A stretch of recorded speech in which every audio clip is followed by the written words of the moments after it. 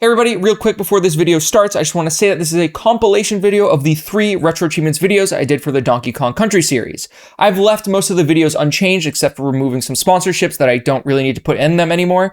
And then in between each video, I'm going to do a little director's commentary about things I wish I talked about, things that I missed, or just general fun things that went on during the creation of said video that might be interesting to you. So please enjoy.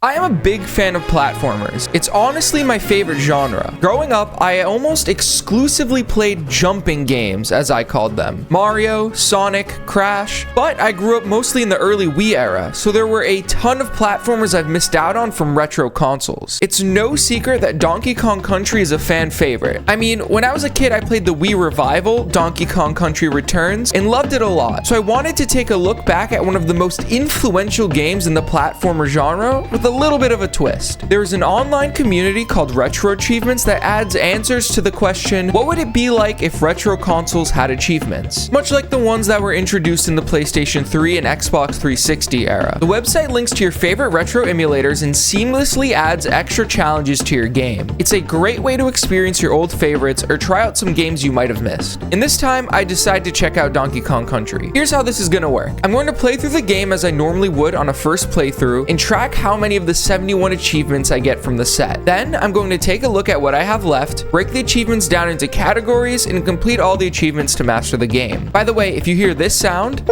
check the corner of your screen. It will tell you the name of the achievement I just got. After starting my one-player game and going into the first level of the game, Jungle Hijinks, I checked in on my banana hoard to find that it was completely empty. So I set out on my adventure to get my bananas back, with help of my trusty sidekick, Diddy Kong. There are 2 distinct playstyles in this game depending on which Kong you're using. Donkey Kong is the more buff of the 2. Down the line, he's gonna be the only Kong that can defeat certain enemies, but he's much slower. I prefer to mostly play as Diddy because he is much faster and it's easier to make jumps because of that. In my opinion, Diddy is overall the better pick. So anyway, I progressed through the first level riding Rambi the Rhino and collected all of the Kong letters, which gave me my first achievement of the set called You Can Spell. This unlocks the first time you collect all of the Kong letters in a level. I got it literally a minute into my playthrough. Moving on to the second level, Ropey Rampage, I managed to collect another achievement pretty quickly. This one unlocked because I managed to collect 100 bananas total throughout the playthrough so far. This level was already a slight step up in difficulty. You need to be really careful while swinging from rope to rope in order to not hit these zingers, which I failed to do, but I did get through the level on my first try, collecting all of the Kong letters. Reptile Rumble is the first of a few cave levels in the game. Usually these stages are pretty tough, but this one was pretty easy. I breezed through it with no issue, once again getting all of the Kong letters. Keeping up with the theme of introducing new level types, next I went into Coral Capers, which is the first water level. In this one, we're introduced to Ongard the Swordfish, who gives us a huge boost of speed underwater as well as an extra hit. This comes in super handy for these levels. I managed to get hit multiple times, but survived because I was able to hop right back on Ongard. I also was able to get all the Kong letters in this level too. I moved on to the final stage of World 1, Barrel Cannon Canyon, which is infamous for its shortcuts. I took the first shortcut in the level, which got me the K, but managed to miss the second one because I'm not very good at the game. After that, I got past all of the obstacles and got the rest of the Kong letters, which gave me the achievement for getting every single Kong letter in Congo Jungle. Don't worry, these Kong achievements get harder and I have to go back into every other world for them, so this set isn't a walk in the park. I hopped into Candy's save point, who by the way is horrifying, and saved, which told me I was already 9% done with the game. The last thing I had to do in World 1 for now was fight the boss. Very naughty. What a funny pun. All you have to do is dodge his jumps and hop on his head. It was honestly very easy and I did it without getting a hit, which gave me 2 achievements. Firstly, for beating every level in Congo Jungle, and the other was for beating the boss without getting hit. Out of World 1, we have 5 achievements. Let's see if we can keep this pace up. Moving on to World 2, Monkey Mines, things start to ramp up a little bit. The first level, Winky's Walkway, we are introduced to another animal mount, Winky the Frog, who jumps super high. This is super helpful to grab some of the out-of-the-way bananas. In this level, I managed to collect my 3rd Espresso token, which brought me to a bonus zone for Espresso the Ostrich. Every mount has a little bonus zone where you collect as many points as you can to rack up lives. This time I got 4 lives. I made my way through the rest of the level and moved on. Minecart Carnage is the first minecart level, which are infamous for being some of the hardest stages in the game. I'm pretty sure even if you haven't played the game, you know about the minecart levels. So I was expecting a super hard time on this one, but thankfully I actually managed to make it all the way through this one on my first try. But this was the first level where I missed a Kong letter, so the World 2 Kong achievement is out of the picture for now. Bouncy Bonanza is another cave level. This time though, it's a bit tougher. The placements of some enemies can throw you off guard pretty quickly. Thankfully, Winky is also in this level, and you can use him to bounce on zingers, which makes this level 100 times easier. Stop and Go Station is another level with an infamous mechanic, the stop barrels, which when hit will cause the enemies to, I think, fall asleep.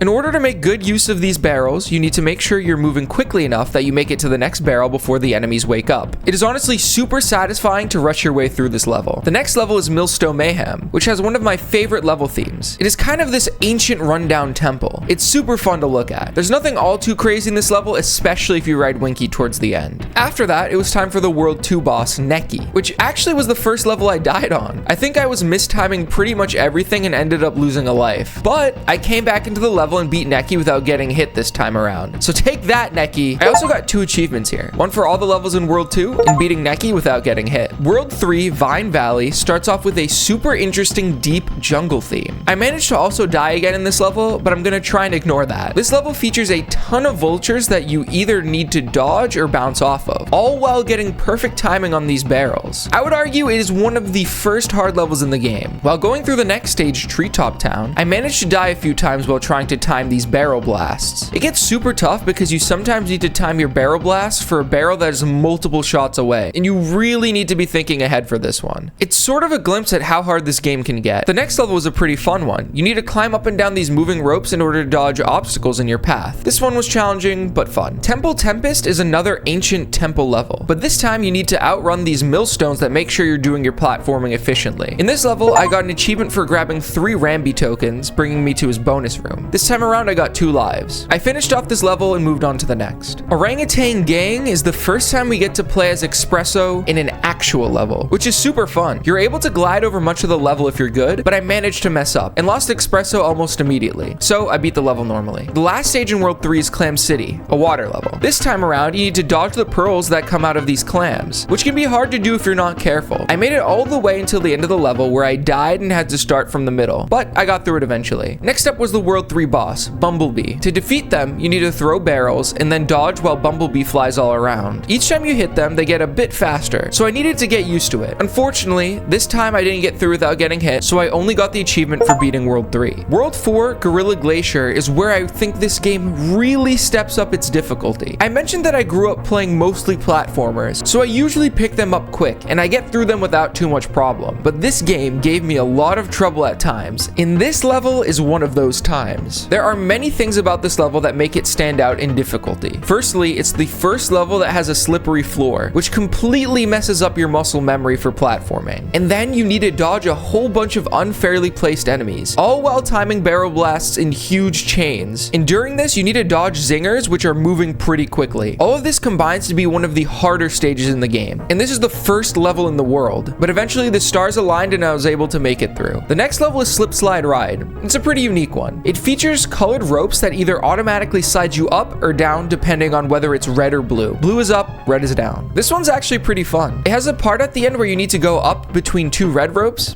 It's cool. Ice Age Alley is a lot like the first level in this world, a slippery platforming challenge. But this time you don't need to deal with a lot of barrel blasts, just tough enemy placements. It didn't take me as long as the first level, but it still gave me a pretty big challenge. The next stage was Croctopus Chase, another water level. This time you need to race these octopus things, making sure you outpace them to the next safe zone. It's not too bad, especially when you have On Guard. Torchlight Trouble introduces Squawks, who holds a flashlight that lights up the dark mine you need to get through. This stage is also one of the few stages where Donkey Kong is preferred, since Diddy can't bounce on these big enemies' heads, but DK can. Also, it has these oil drums that are placed in super hard spots, making timing your jumps way harder. Rope Bridge Rampage is a straightforward level. Its gimmicks are these moving tire platforms. During this stage, I managed to get a 3rd On Guard token, which marks the first time we got to his bonus room, so I got an achievement for that. Lastly, in this world, I needed to fight Really Naughty, which is pretty much the same fight from World 1, just a bit harder. I beat him without getting hit, so I got the achievement for beating the world and beating beating Really Naughty damageless. Moving on to the next world, Kremkrok Industries Incorporated, I actually got stuck on Oil Drum Alley pretty badly. I managed to game over, but once I made it back into the world after having to fight Very Naughty again, I made it through. Trick Track Trek gave me no problems at all, and it was the same with Elevator Antics. After saving with Candy, we're at 42% completion in the game, which is pretty good for about an hour and 40 minutes of playing. Next up was Poison Pond, which doesn't really have a new gimmick. You just really need to be precise. Minecart Madness was another minecart stage, which I'm always a fan of. This one keeps you on your toes, but it isn't too bad. Blackout Basement is a notable level because the game flickers on and off the lights, which makes platforming a lot harder. But if you take your time and really memorize what is coming up next, it's not too bad. The boss in this world is Dumb Drum, which is interesting because all the other bosses are animals. This one is an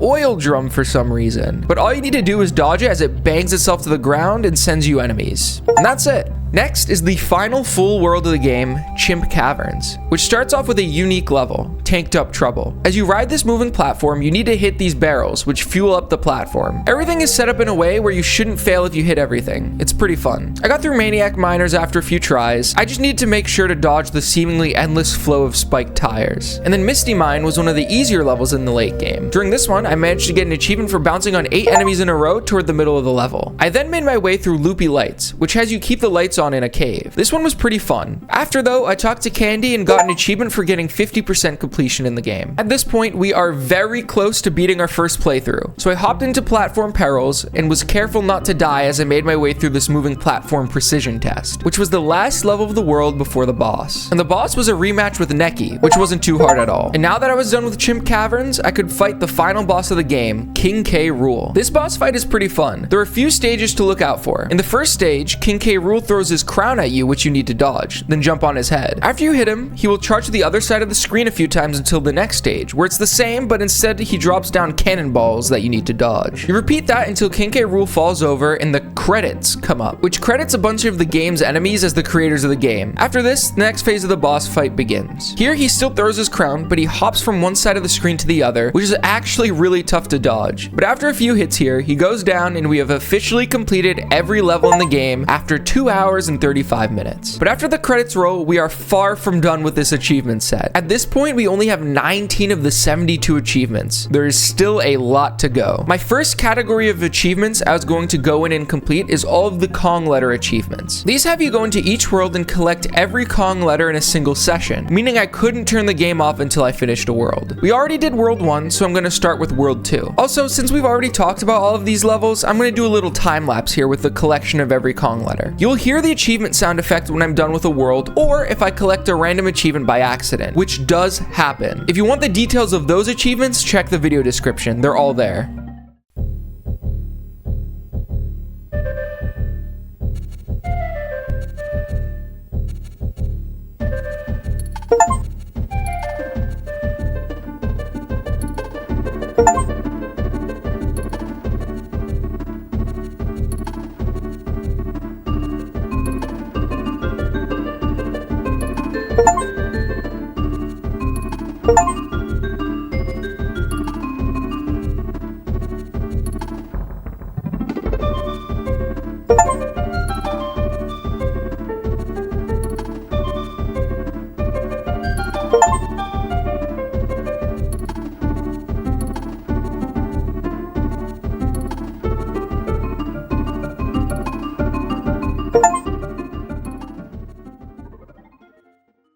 With all of that done, it was time for me to split all of the rest of the achievements world by world and go through the game for a third time completing everything left. Basically, there are two general categories of achievements I'm looking at here. Finding all the bonus rooms in each world, which will also get us closer to the 100% and 101% achievements in this set, as well as general challenge achievements. These range from finding shortcut barrels to beating levels with special restriction rules. Starting off back in World 1, I went back into DK's banana hoard to see if that was all filled up again, which got me an achievement. Next, I need to go back into the first level again in order to collect the red and green 1-up balloons. One of them was back in DK's house. For the next 3, you you need to chain together some decently tight platforming across the trees. And then I needed to find the blue balloon at the end of the level, which was insanely hard to get. You need to take Rambi to the end of the stage, go up to the top of the exit, jump off Rambi onto a tire, and hop into a barrel. This gives you the blue balloon. I sincerely do not know how anyone was supposed to find this one on their own. After I was done with that, I went through Barrel Canyon and used all 4 shortcut barrels, which had this pretty hard barrel. I then needed to beat the level again without using any of the shortcuts. At this point, I went back through all of the levels which I hadn't gotten an exclamation point in the name for, and found all of the last secret rooms in Congo Jungle, which got me an achievement. Moving back into World 2, I went through and tried to find all the bonus rooms. I actually managed to get an achievement for collecting 2 bonuses at this secret zone, and then I found my last bonus room of the world. My next achievement was an interesting challenge one. I needed to try and get through Bouncy Bonanza without hurting any enemies or hitting the checkpoint. I managed to accidentally bounce on an enemy towards the end, so it took me a couple of tries. I then bounced on this Crusher enough times to get 10 1-ups, which looks super weird. Moving into World 3, I had to do one of the hardest movement achievements in this entire set. At the end of Forest Frenzy, a bunch of Neckies try and fly towards you while you're riding this rope. In this achievement, I needed to bounce on 12 of them in a row, which took a lot of great timing. I messed up on this one quite a few times, but eventually I found the right way to go about it. It's pretty satisfying to watch. In Temple Tempest, I needed to complete the stage while riding Espresso, which was easier said than done. For some reason after that, I decided to go back into World 2 and find the 3 warp barrels in the world. The first one was in Minecart Carnage right at the start, then right at the beginning of Stop and Go Station, and the final one was accessible by bringing this tire towards the beginning. I went back into Vine Valley to find all of the bonus rooms, which I also got around the same time as going into all 5 bonus rooms in Orangutan Gang in a single attempt. I found all the warp barrels in Vine Valley, which was pretty tough, and since I didn't get it done my first time around in Vine Valley, I decided to also beat the boss without getting hit. I got all the bonus rooms in Gorilla Glacier, and then I essentially needed to speedrun Snow Barrel Blast to get the blue balloon at the end. This one has super tight timing, so you need to go fast. In Croctopus Chase, I found the On Guard token, and after that I beat Torchlight Trouble without the torch. I got the warp barrel in Gorilla Glacier, which was hidden at the start of Ice Age Alley. Then in Oil Drum Alley, I completed a bonus room in a bonus room, which took me a while to do because I suck pretty hard at this game. After that, I also beat the level while riding Rambi. And speaking of Rambi, I found his token in Poison Pond for another achievement. Keeping with the theme of in-game mounts, I also needed to beat the level bringing On Guard from the start to the end. I found the last couple bonus rooms in the world and beat the Oil Drum boss without being hit. Moving on to the final world, Creme Croc Industries, I found the warp barrel and finally finished up going into all the bonus rooms. After doing that, I unlocked 3 achievements. One for finding all the bonus rooms in Creme Croc, one for 100% completion of the game, and one for 101% completion of the game. And even though I had 101% completion in the game, I still had a handful of achievements to collect. The first of which was beating Maniac Miners while riding Rambi, then beating Platform Perils in under a minute and 50 seconds, and finishing Millstone Mayhem while riding Winky. Then I needed to access the sound test to listen to aquatic ambience for a minute, and also the special practice area for the animal challenges. While I was here, I got all of the achievements for getting various scores in the challenges. 750 tokens for Rambi, 750 for On Guard, 800 for Espresso, and finally 850 for Winky. After this, I realized that I somehow hadn't actually gone into the Winky bonus room during regular gameplay, so I got the achievement for that. Once that was done, I had all but 2 achievements in the entire set. I was saving these for a special occasion. You see, I stream pretty regularly on Twitch, so I kept 2 of the hardest achievements in this set to tackle for myself live at twitch.tv/Pajamajohn. The 2 achievements in question were beating the game in under 1 hour and 10 minutes and defeating King K. Rool without being hit. For practice, I made sure to know where all the warp barrels were and then went for runs. All right, so essentially I have 2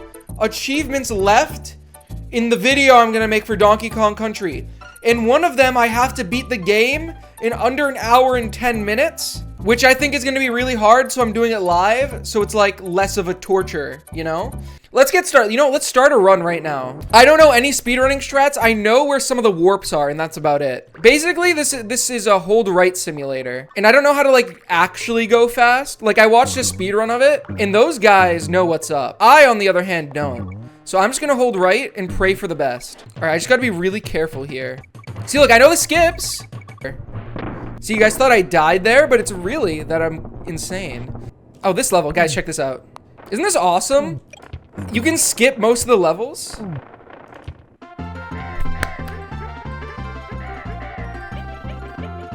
I'm literally him. Ow! No! I hate accidentally going to secret zones that waste my time. Whoa, that was kind of cool. You had to master 6 games. That is a lot of game to master. This level's gonna give me a hard time, isn't it? These big fat idiots are always in the way. There we go. Okay, okay, okay. Woo! I did it! Okay. Wait, did I get the speed run? I did it! Yes! Surprisingly, it only took me a couple of attempts to beat the speedrun challenge. It seems that the time restraint is pretty flexible. Now, all I had left to do was beat King K rule without being hit. All right, we must beat without getting hit. It shouldn't be too bad. Actually insane! Wait, what? That...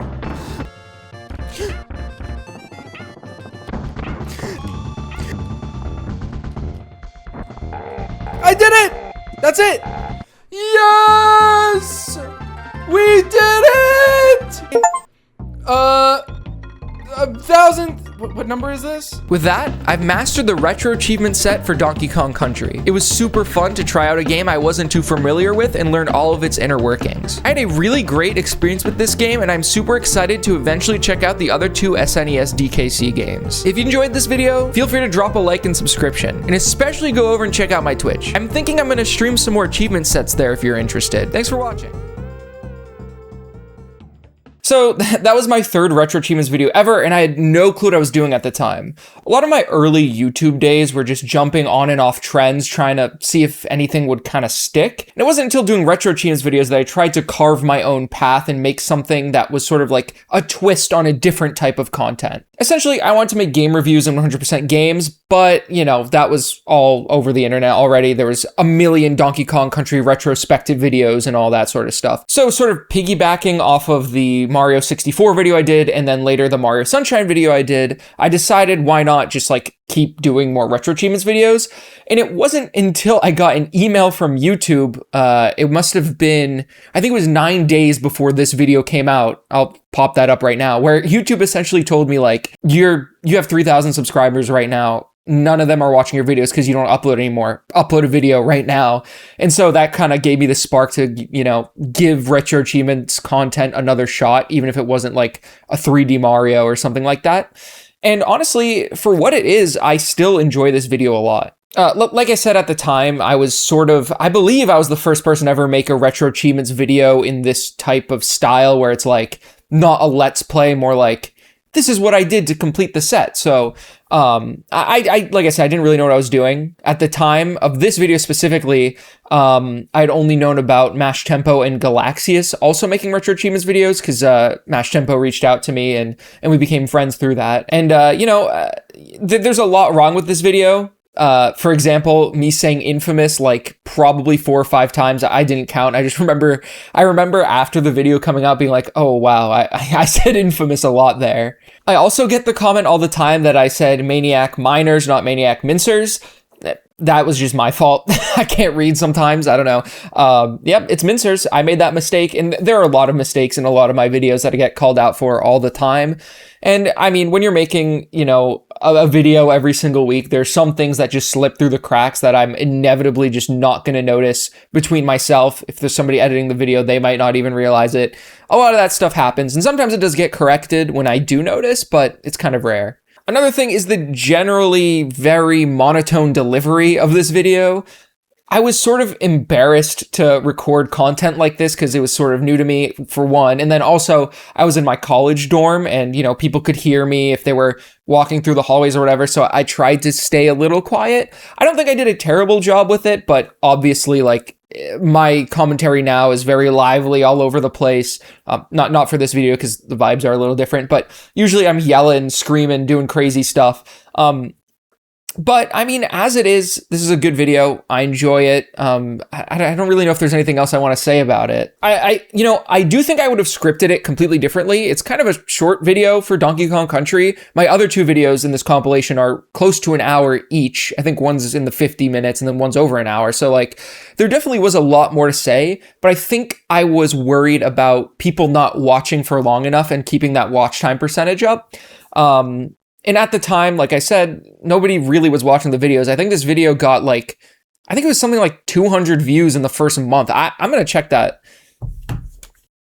Sorry, it was 400 views in the first month. And I mean, you know, I didn't know what I was doing. I was throwing stuff out there still, even though I knew I wanted to make more Retro Achievements content. This is sort of like the catalyst of me becoming a Retro Achievements YouTuber, because I really enjoyed getting the achievements and, you know, Mario 64, Mario Sunshine, and then Donkey Kong Country. And I was like, well, why don't I just keep going? I love doing this. Let me make videos on it. And some of them get some views. So, I mean, there's a community there for, you know, people to see. So I just kept going with it. But anyway, here's Donkey Kong Country 2.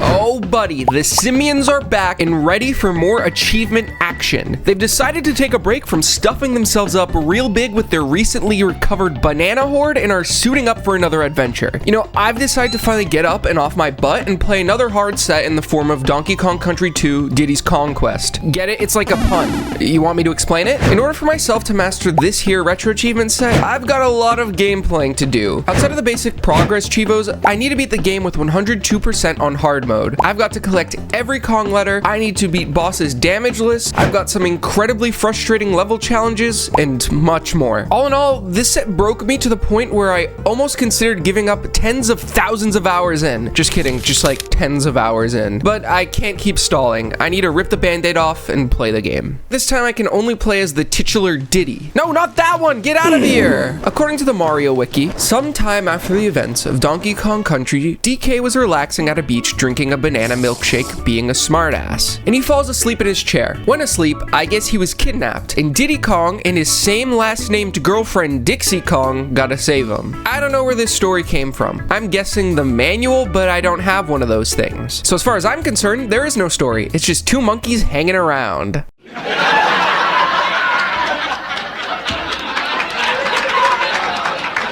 Now, right away you'll notice something about these characters. They've got some unique abilities. Dixie has this completely overpowered hair twirl that lets her glide insane distances, and Diddy? Well, he can cartwheel.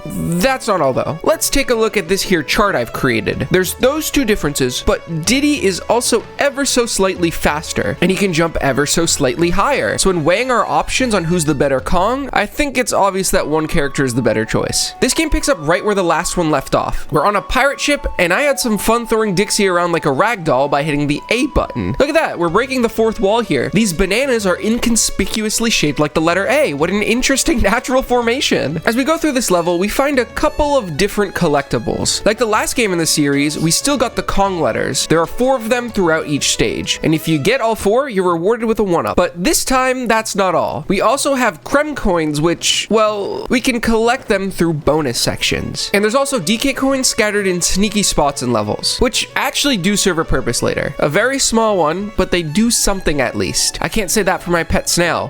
Why won't you do anything? Not sure if you noticed, but I'm also riding a rhino. He's called Rambi. This dude is kind of the goat of rhinos. He lets you hop on and destroys anything in his path with his charge move, including this wall. Yeah, that was not an epic segue. Thanks, Editor John. Now, in here, we get hit by a rat and get sent back out. Not before trying again to get another Krem token. Oh, hey, that DK coin I showed earlier. Wow, this video has horrible pacing already. Hey, the G. That gets all 4 Kong letters in this stage for the first time. And what we get for that is a Chivo pop. Also, a Rambi pop. And with that, we beat our first level. Part 1 of this video is over. Goodbye.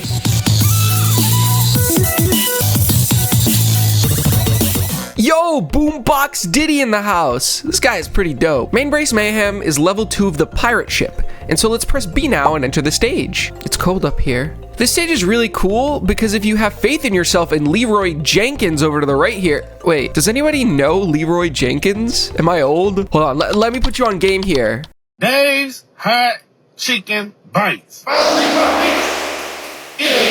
Oh, okay, crap, sorry. All right, thumbs up. Ready, guys? Let's do this. Leroy Jenkins!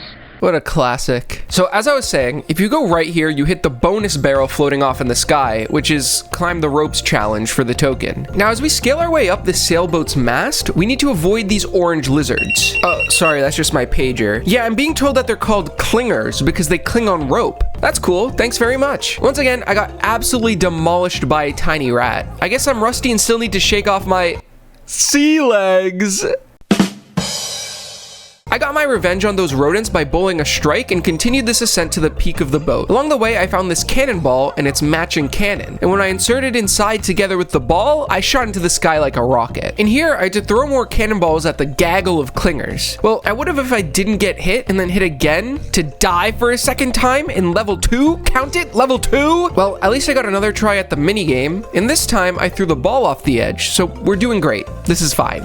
How about another go? Okay, I've redeemed myself. G letter, found all 4 for this level's Kong letters, then another bonus barrel peeked its little head around the corner. This time I had to collect the stars, all 75 of them. Thank the Lord above, because this bonus room spit us out next to a DK coin and the exit. I was starting to get worried we were gonna make 0 progress in this video because we are into the video and still on level 2. Well, actually level 3 now. But before that, we gotta talk about this old freak Cranky Kong. He offers us tips and hints in exchange for banana coins. And be careful not to spend all of your banana coins. They are important. As you might guess, we're gonna need to buy all of his hints though for this achievement set. Gangplank Galley got a super quick to find bonus barrel to the left here. And after you're done with that, you can also use these hooks to get a big DK coin. You might call me a master detective because I saw this floating barrel and remembered that I could team up and throw my partner into it, which found me the O. If I was doing a retrospective here, I would talk about how that was good game design because previous levels taught us that team up was an ability and now we use it to find secrets. But my retrospective days are over now. I'm the funny man these days. Found all the letters like a true gamer, all the while being invincible from this barrel. There's a bonus shooter up here above the buff berry. I was having a hard time getting up to him because I was meant to keep my invincibility powers all the way here. But I'm noob, so I was slow. But you think I give up that easy? What if I keep trying the same jump over and over and over again until I give up and perished and made it there this time with invincible power, which made it way easier. Bonus zone hook climb, then end of level. Now introducing Kong College. This is like Cranky Kong except Wrinkly Kong and gives tips and allows you to save. Each time you get to a new Kong College, you get a free save, but every time after, it will cost 2 whole banana coins. Surely this won't cause any problems for me in the future, making the runtime of the set take extra. Well, for now, let's save with a massive 8% game completion. For saving, we are rewarded with an epic water swimming level, starring Ongard the Swordfish. He possesses the awesome ability of swimming through wood. Actually, that's not exclusive to him. This universe has some issues with false walls. I hear it has something to do with the rips in the space-time continuum. It's actually the same reason why apes run the place instead of humans in this island. It's high-level stuff. This was all discovered by Albert Bananastein. Well, would you look at that? If we use Ongard's supercharge over here as the water is draining, we get a DK coin. We have now unlocked Swanky Kong's Super Fun Emporium. And Swanky looks a little familiar, doesn't he? No matter, our completely visually distinct ape friend here loves game shows. And by spending banana coins, we get to try our luck at winning some extra lives with a quiz. Now let's see what we have here. What is this fella's name? Is it A, Swanky, B, Wonky, C, Stinky, or D, Inky, Blinky, Pinky, and Clyde? Now we can go through all of these and definitely not spend our precious rare banana coins on something wasteful. Well, I mean, we do need all of these for an achievement, but honestly, maybe I should focus on beating the game. Since I'm a pro guesser though, I got everything right and we have 27 whole lives. We will never struggle at this rate. Topsail Trouble is the final level in World 1. Yes, we're still in World 1. No, I will not stop yapping and get to the point. I need to be obnoxious. That's the point of this video. Haha, we get to become Boingy Snake in this level. Rattly here can jump mega high. So high, in fact, that we can jump from this spot to this ledge with the bonus room. I lost Radley in a mega super battle,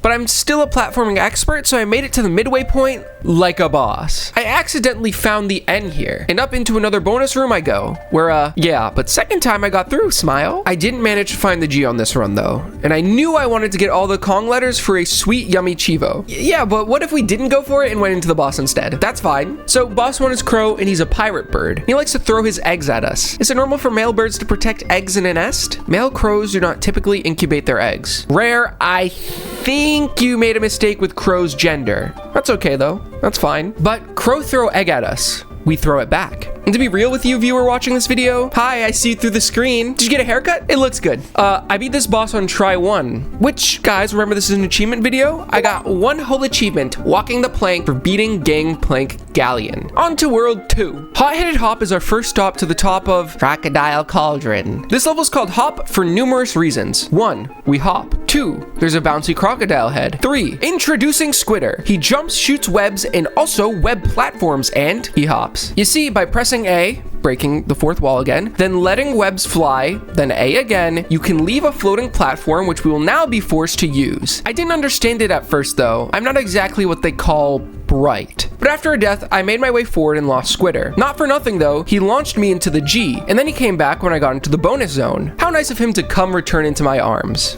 We made it to the end. Now, wasting more money on Swanky was definitely a good idea. We were down to 1 coin by the end of that. Surely that this decision will probably likely not come back to bite me, right? So how about we go back into Hot-Headed Hop to farm some banana coins to spend it on? Wait. Swanky's quizzes are like gambling. I don't know the answers, so I'm just guessing. I'm leaving it up to luck. This is gambling in my video game.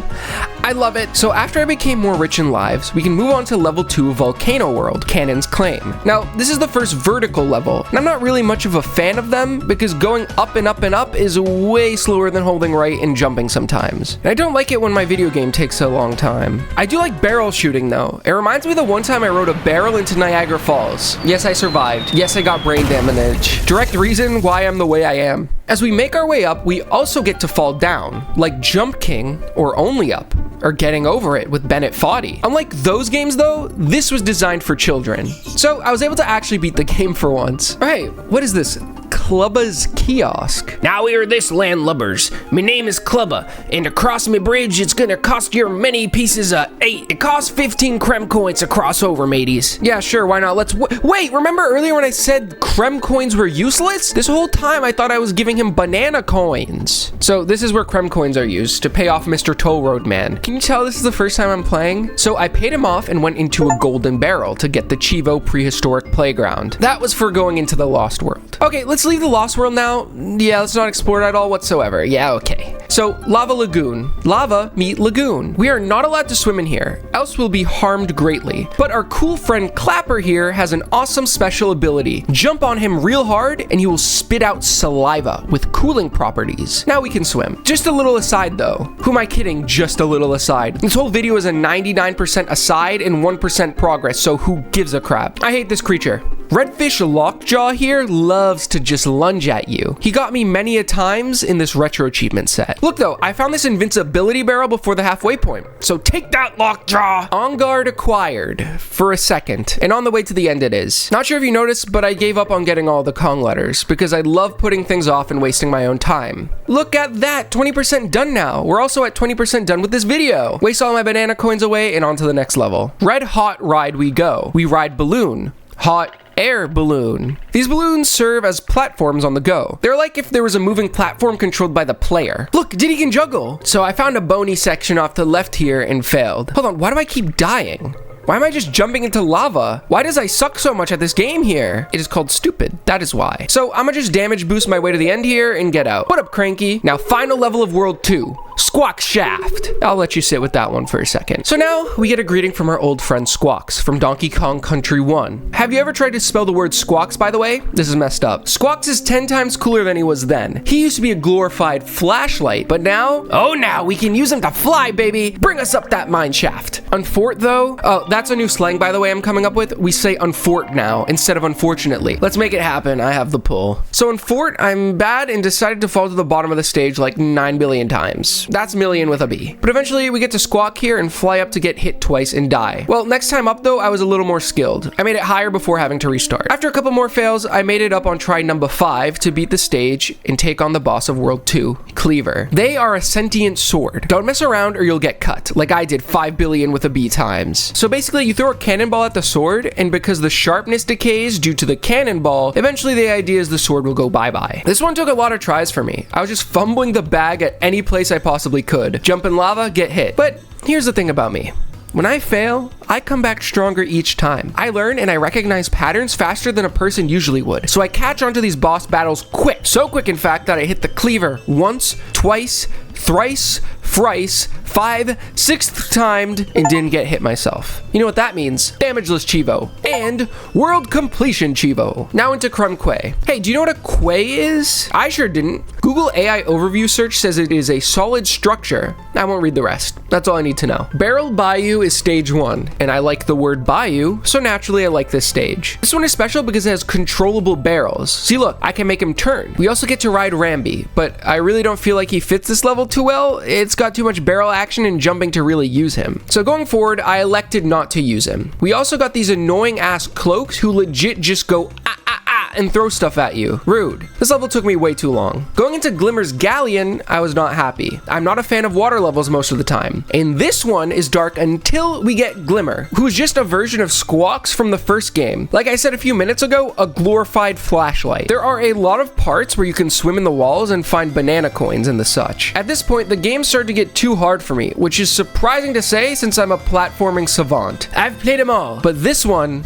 I don't know why. I felt like it was killing me to the point where after about 15 minutes of playing this level, I got to the end and died to this completely unassuming porcupine. I should probably turn the game off. I saved at Kong College, wasted some coins, and did the same at Cranky's before going into Crockhead Clamber, which I think is one of my favorite stages in the game. It's like super skill platforming zone. You need to be constantly comboing jumps off enemies, stringing together tricks like it's Tony Hawk's Pro Skater. There are these crocodile barrels that have the crocs poke their little heads out of the water to be used as platforms. I struggle with anything and everything apparently, so I was just, sending myself into the stagnant pond water over and over. Dixie has her flying hair though, so that kind of saved me some trouble. Rattle Battle brings back out Boy Springy Bing Bong, where we transform into him for an entire level basically. It's a pretty fun gimmick honestly. You need to be super careful with your schmovement because one bounce too shallow, you could be off the edge into the beautiful green toxic goop sea. Chroma key troll face. I got messed up a bunch and I don't know how to take my time, so I was running face first into obstacles or just kind of leap of faithing myself without too much thought, which is not good because this game only gets harder, and if we game over, well, things only get worse. I got myself into Slime Climb, which reminds me of level 2 of the entire game, where you be climbing up a ship, except this time, I think the idea is that the ship is sinking because when you go up, the water rises. There's also this piranha in the water that's coming to bite you in the butt as you go. This is a cool mechanic because in real life, the deep ocean is scary and full of creatures that could destroy you. Sometimes though, you can get away with dipping your toes in a little bit without punishment of the evil creature. This one was a bit messy, but towards the end I found an invincibility barrel and made it through despite landing in the water. I wasted a ton of my coins at Swanky's minigame quiz funhouse. Down to 7 banana coins now, but we have 27 lives. So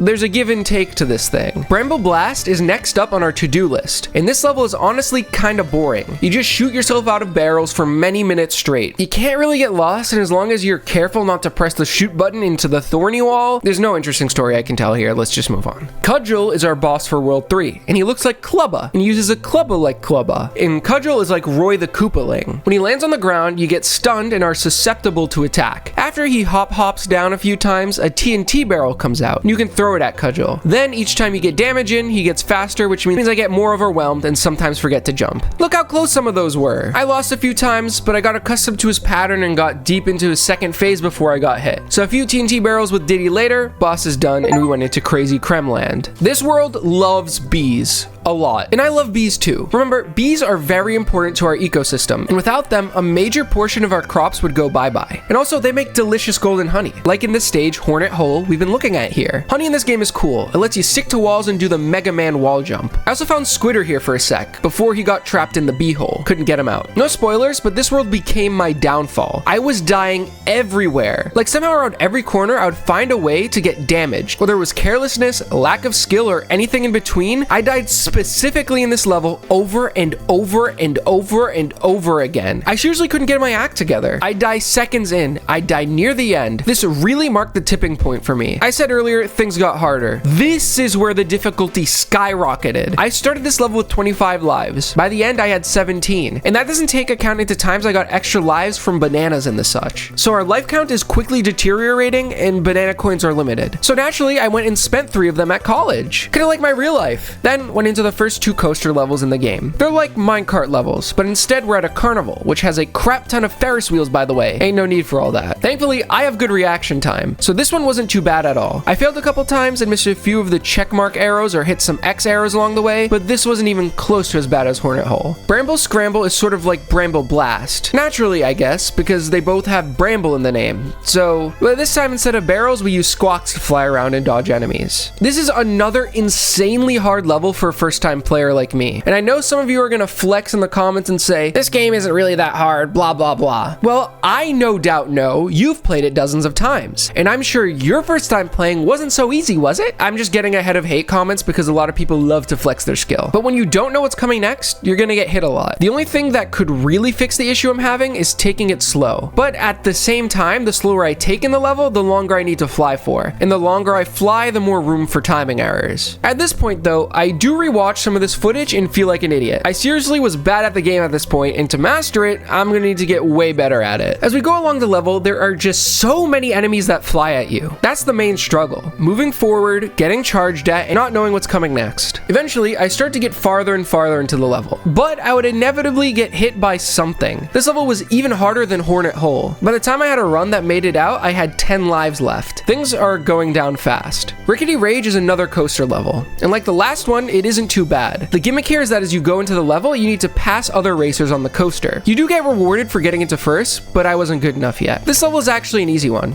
I got through on my first try. Now, continuing my complete lack of brain capabilities, I went into Swanky's bonus bonanza again and wasted the rest of my coins on quizzes. I did win a quiz, so after leaving and going into Mudhole Marsh, I had 0 banana coins and 14 lives. Let's hope this one isn't too hard. Oh my god, it's Sonic! What did they do to him? In reality, that's meant to be a cat. Yeah, I know what you were doing. That's not a cat. They're making fun of Sonic. There's no doubt in my mind. It looks like a messed up hedgehog and it's blue. No way you can get that past me. Also, I flung myself into the marsh. These blue dudes suck. They snatch you up, then throw you around. And each time you're getting ready to be flung, it's hard to tell where you're going to be thrown to. Best thing to do is try and dodge. These marsh levels are some of my favorites, but at the same time, they're also definitely some of the hardest. Little floor means not much room for error. And I need the room for error if I'm being honest. Doesn't help that this level is pretty long. Fun fact, I decided to play this set thinking that it would be easy since I had already done a game before in the series. Boy, was I wrong.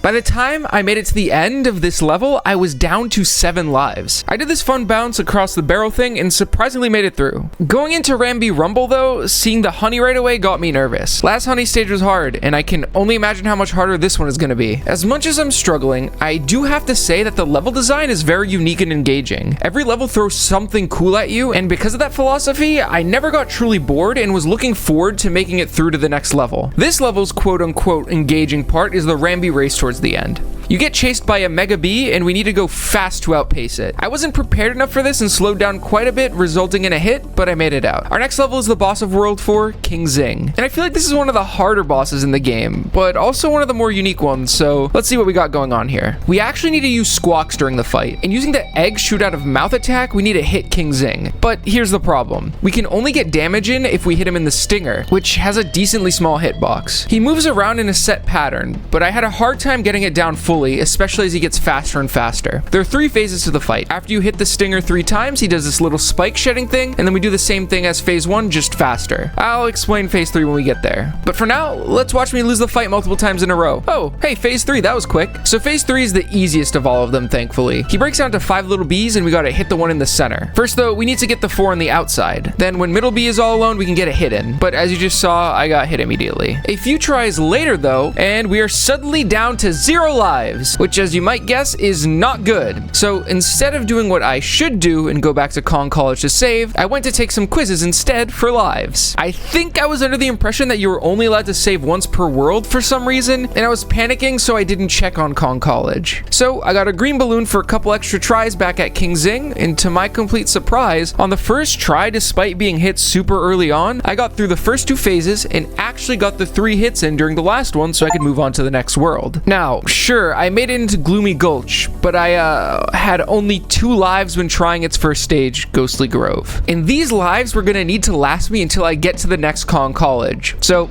let's see if we can do that. Ghostly Grove is a pretty cool level. There are these ghost poles that appear and disappear, making it so that you need to do your jumping quickly. I got tricked a bit and lost a life here, but thankfully I was close to 100 bananas, so I was able to make that back. Dixie was super helpful because I could just fly over all of the obstacles. And you know what? We made it out. And we might actually be able to make it to Kong College, because next up we have a cart level, which historically these haven't been so bad for me. So let's see if we can get out. The gimmick here is plus and minus barrels that either add or take away away from a timer. We died once here, but overall it wasn't too bad. Now we are into Gusty Glade, and I feel like we're pretty close to a save. This level has, well, gusts that shoot you back and forth. The gusts switch from left and right a bunch and can really throw off your momentum, as so. I was taking it super careful here, because now if I game over, we're losing like probably an hour or more of progress. Oh, well, that was an interesting way to die. I swear I was on the platform, but okay. And now, oh, 0 lives and game over. Well, now we are way at the beginning of Kremland. I had to play another 59 minutes to get back to where I was, and I wouldn't exactly consider the process smooth. Although I had already beaten all of these totally wonderful and beautiful stages, I was still prone to messing up, especially when it came to some of these harder levels. This time I smartened up though. Once I beat King Zing, I went back into World 4 and did a little grind for banana coins, then saved. So that if I do end up getting another game over, I saved some more time on backtracking. You know, just an insurance type of thing. I got back into Gusty Glade like a pro level gamer. At one point though, I was halfway through the level on my last life, and I did not want to get another game over. I legitimately would rather take a cartridge of the game and blow it up in the microwave. Oh well, I got a game over. So back it was again. A little bit of this, a little bit of that, and hey, it only took me like 10 minutes to get back this time, so not too bad. I'm gonna be real careful this time around and not die 10,000 times. Look at me using Dixie's spin move. That's all I needed to do to win. And wouldn't you know it, every time I game overed before, it was right before the Kong College. What a joke. Parachute Panic is an interesting level. We're introduced to Squawk's, I don't know, brother? Cousin? Grandpa? I don't know, it's Squawks, but instead they're purple and can't flap and only glide down. So basically, we use the purple bird here to dodge zingers as we float softly downward. The way I just described this, you might think that this was a walk in the park, and for now it was. But we'll be back and it will be much harder and cause me physical pain. Don't you worry. Web Woods is a level I personally do not like. I have to be honest right now. Spider is probably my least favorite animal friend. I mean, he has the cool web platforms, but that combined with the level design forces me to play slow. And as we know, I like to send myself flying into enemies and pits, so going slow is not my style. We have to go across huge bottomless pits that take quite a long time to get across. So when I die, it's a trek to get back to where I was. I do not like this part with the zingers, but I got across and made it out of the level, which thankfully, the last one. So I saved in Kong College and went on to the boss. It's time to take on Creepy Crow, which is the first boss, except Ghost now. The way we fight him though is different. We need to take out ghost crows until an alive one shows up, and for lack of a better way to say this, we turn them into a ghost, which gets us a barrel to do damage. Then we platform and dodge eggs up to the next section of the stage to get another hit in. It's the same story 3 times and we're done. Now, onto the last full world of this playthrough, K. Rool's Keep. This world definitely has some of the hardest stages in the game, which makes sense because it is the last normal world, so. Level 1 Arctic Abyss is basically just a regular swimming level, but we gotta get through most of it as on guard, which is a nice thing because I'd rather do this as the shark than as the monkeys. I know I just said that this world has some of the hardest levels in the game, but this is not one of them. Like, at all. I got through on my first try and went into Windy Well. And this level is definitely something. I'd say more annoying than hard in my personal, humble, and not professional opinion. So don't get mad at me. Here, we have to take the wind currents up higher and higher through the level, and it's another one of those stages where I need to take my time. And as we've established, I'm incapable of that. So as we go up, you gotta dodge zingers. So it's like the purple parrot level, but in reverse. I suppose this is another level where as of right now, it's not that bad, but when we come back here for Chivos later, I'm gonna wanna give up this game forever. Now, there is one missable achievement in this whole set, so I'm gonna take it on now. I know, I actually prepared ahead this time. For the Chivo Cautious Castle Cargo, we need to enter the first bonus room in Castle Crush without using Rambi, which is easier said than done. The reason this is missable is because there aren't any DK barrels in hard mode, so you have to do it here. But we need to get to the wall and use the barrel as our way to access the stage, and,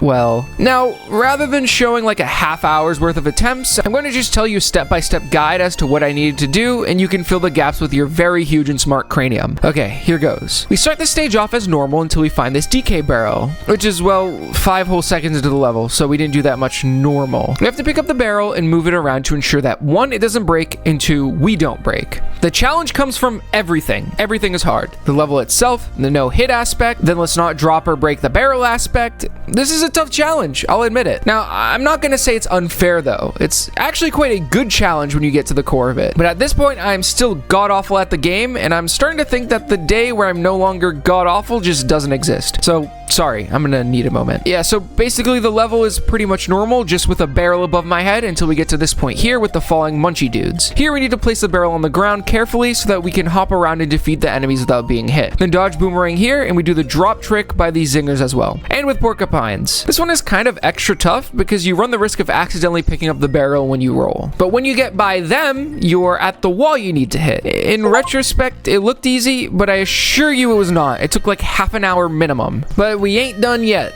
There's still a whole half of the level left, but without the restriction of holding a barrel the whole time, it was a bit easier. I did get crushed and game over eventually, but I was saving after every level, so I only wasted a handful of minutes for that. The elevator keeps going up and we beat the level. This one actually marked 50% completion for the in-game tracker, so that was another Chivo for me too. Wow, we're starting to speed things up. Maybe this video won't be an hour and a half. Clapper's Cavern is a do not touch the water level. Here, we use clappers to freeze the surface and have to get across the top without falling in. It's actually one of my favorite levels in the game because guess what? We're meant to go fast. Why am I so impatient? Why do I like speedrunning so much? What is wrong with me? We duck and weave a bit until we get On Guard, who helps us through an actual in-water section before we go back to skating on ice. Very awesome and good level. Thank you, Rare, for such a beautiful and good experience. Next is a chain climbing level, and well, it's another one that gave me some trouble. We gotta go way high, and there are just enemies placed in tons of perilous areas, like zingers, clingers, etc. Even barrel guys who knock me around. This cannon section is rude and sent me back to the midsection a couple of times. Thumbs down. I had to understand how the cannonballs worked. What I would do is really focus in on where the first ball was falling from, then I could just alternate back and forth between the two chains. After that, we gotta race zingers, and oh my god, this is cutting it close. But that's it. To the end of the stage. Last level of this here world is Toxic Tower, where we have the privilege of boinging with Spring Boy up some rocks. This would have been easy, but I was for some reason straight butt booty at getting the super jump. I don't know why this time around it was giving me a hard time, because it's very easy actually. You just hold A and charge the jump, but I got a game over. So all the way back up it was. 4 minutes later, I was back at Toxic Tower, and I bounced up until I got to be Squawks, and I fly. And then for a short time, I'm Spider. This is one of my favorite levels in the game. It's good, it's fun. Now time for Stronghold Showdown, the final boss. Oh, he just got yanked away. Well, and now we have one last level before we actually get to the K. Rool fight, Screech's Sprint. And this is like a super final level. What you do is essentially take on a hard bramble level. You weave through vine sections, dodge zingers, try to get past Sonics, who suck and pick me up and throw me into vines, then get killed by crows. In the event we get past the crows though, it's a couple of jumps and boom, checkpoint barrel. It is time for a race with our arch nemesis, Screech. I guess that's his name. He looks scary. I don't like him. Thankfully, this race is forgiving enough. It was my first time through the level, and I got first place on my first try, so... Alright, one last save at Kong College, and we can fight our final battle with K. Rool. He's got DK tied up still, and we need to save him. The plan is simple.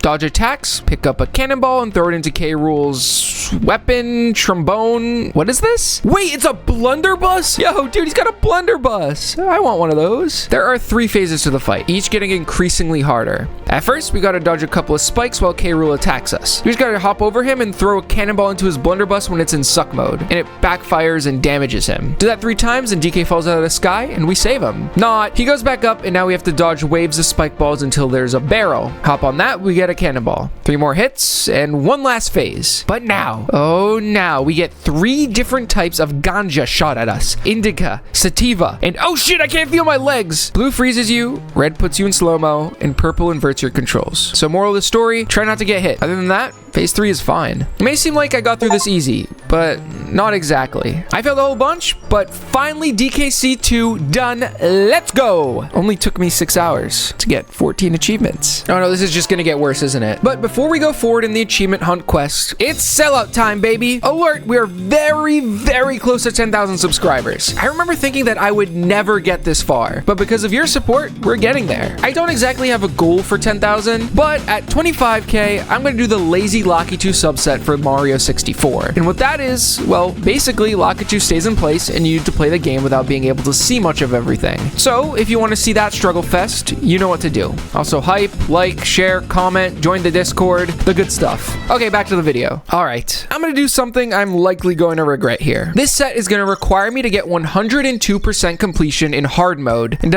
I don't exactly want to spend the time going back and collecting the Kong letters and DK token achievements in easy mode, because because, well, while they might be easier to do there, I'll have to do them again in hard mode anyway, and that would just be a waste of time. In fact, if you think about it, playing on easy mode at all was a waste of time, because I could have just gotten that missable Chivo from earlier during the speedrun attempt. Wow, I wasted 6 hours of time, didn't I? Huh.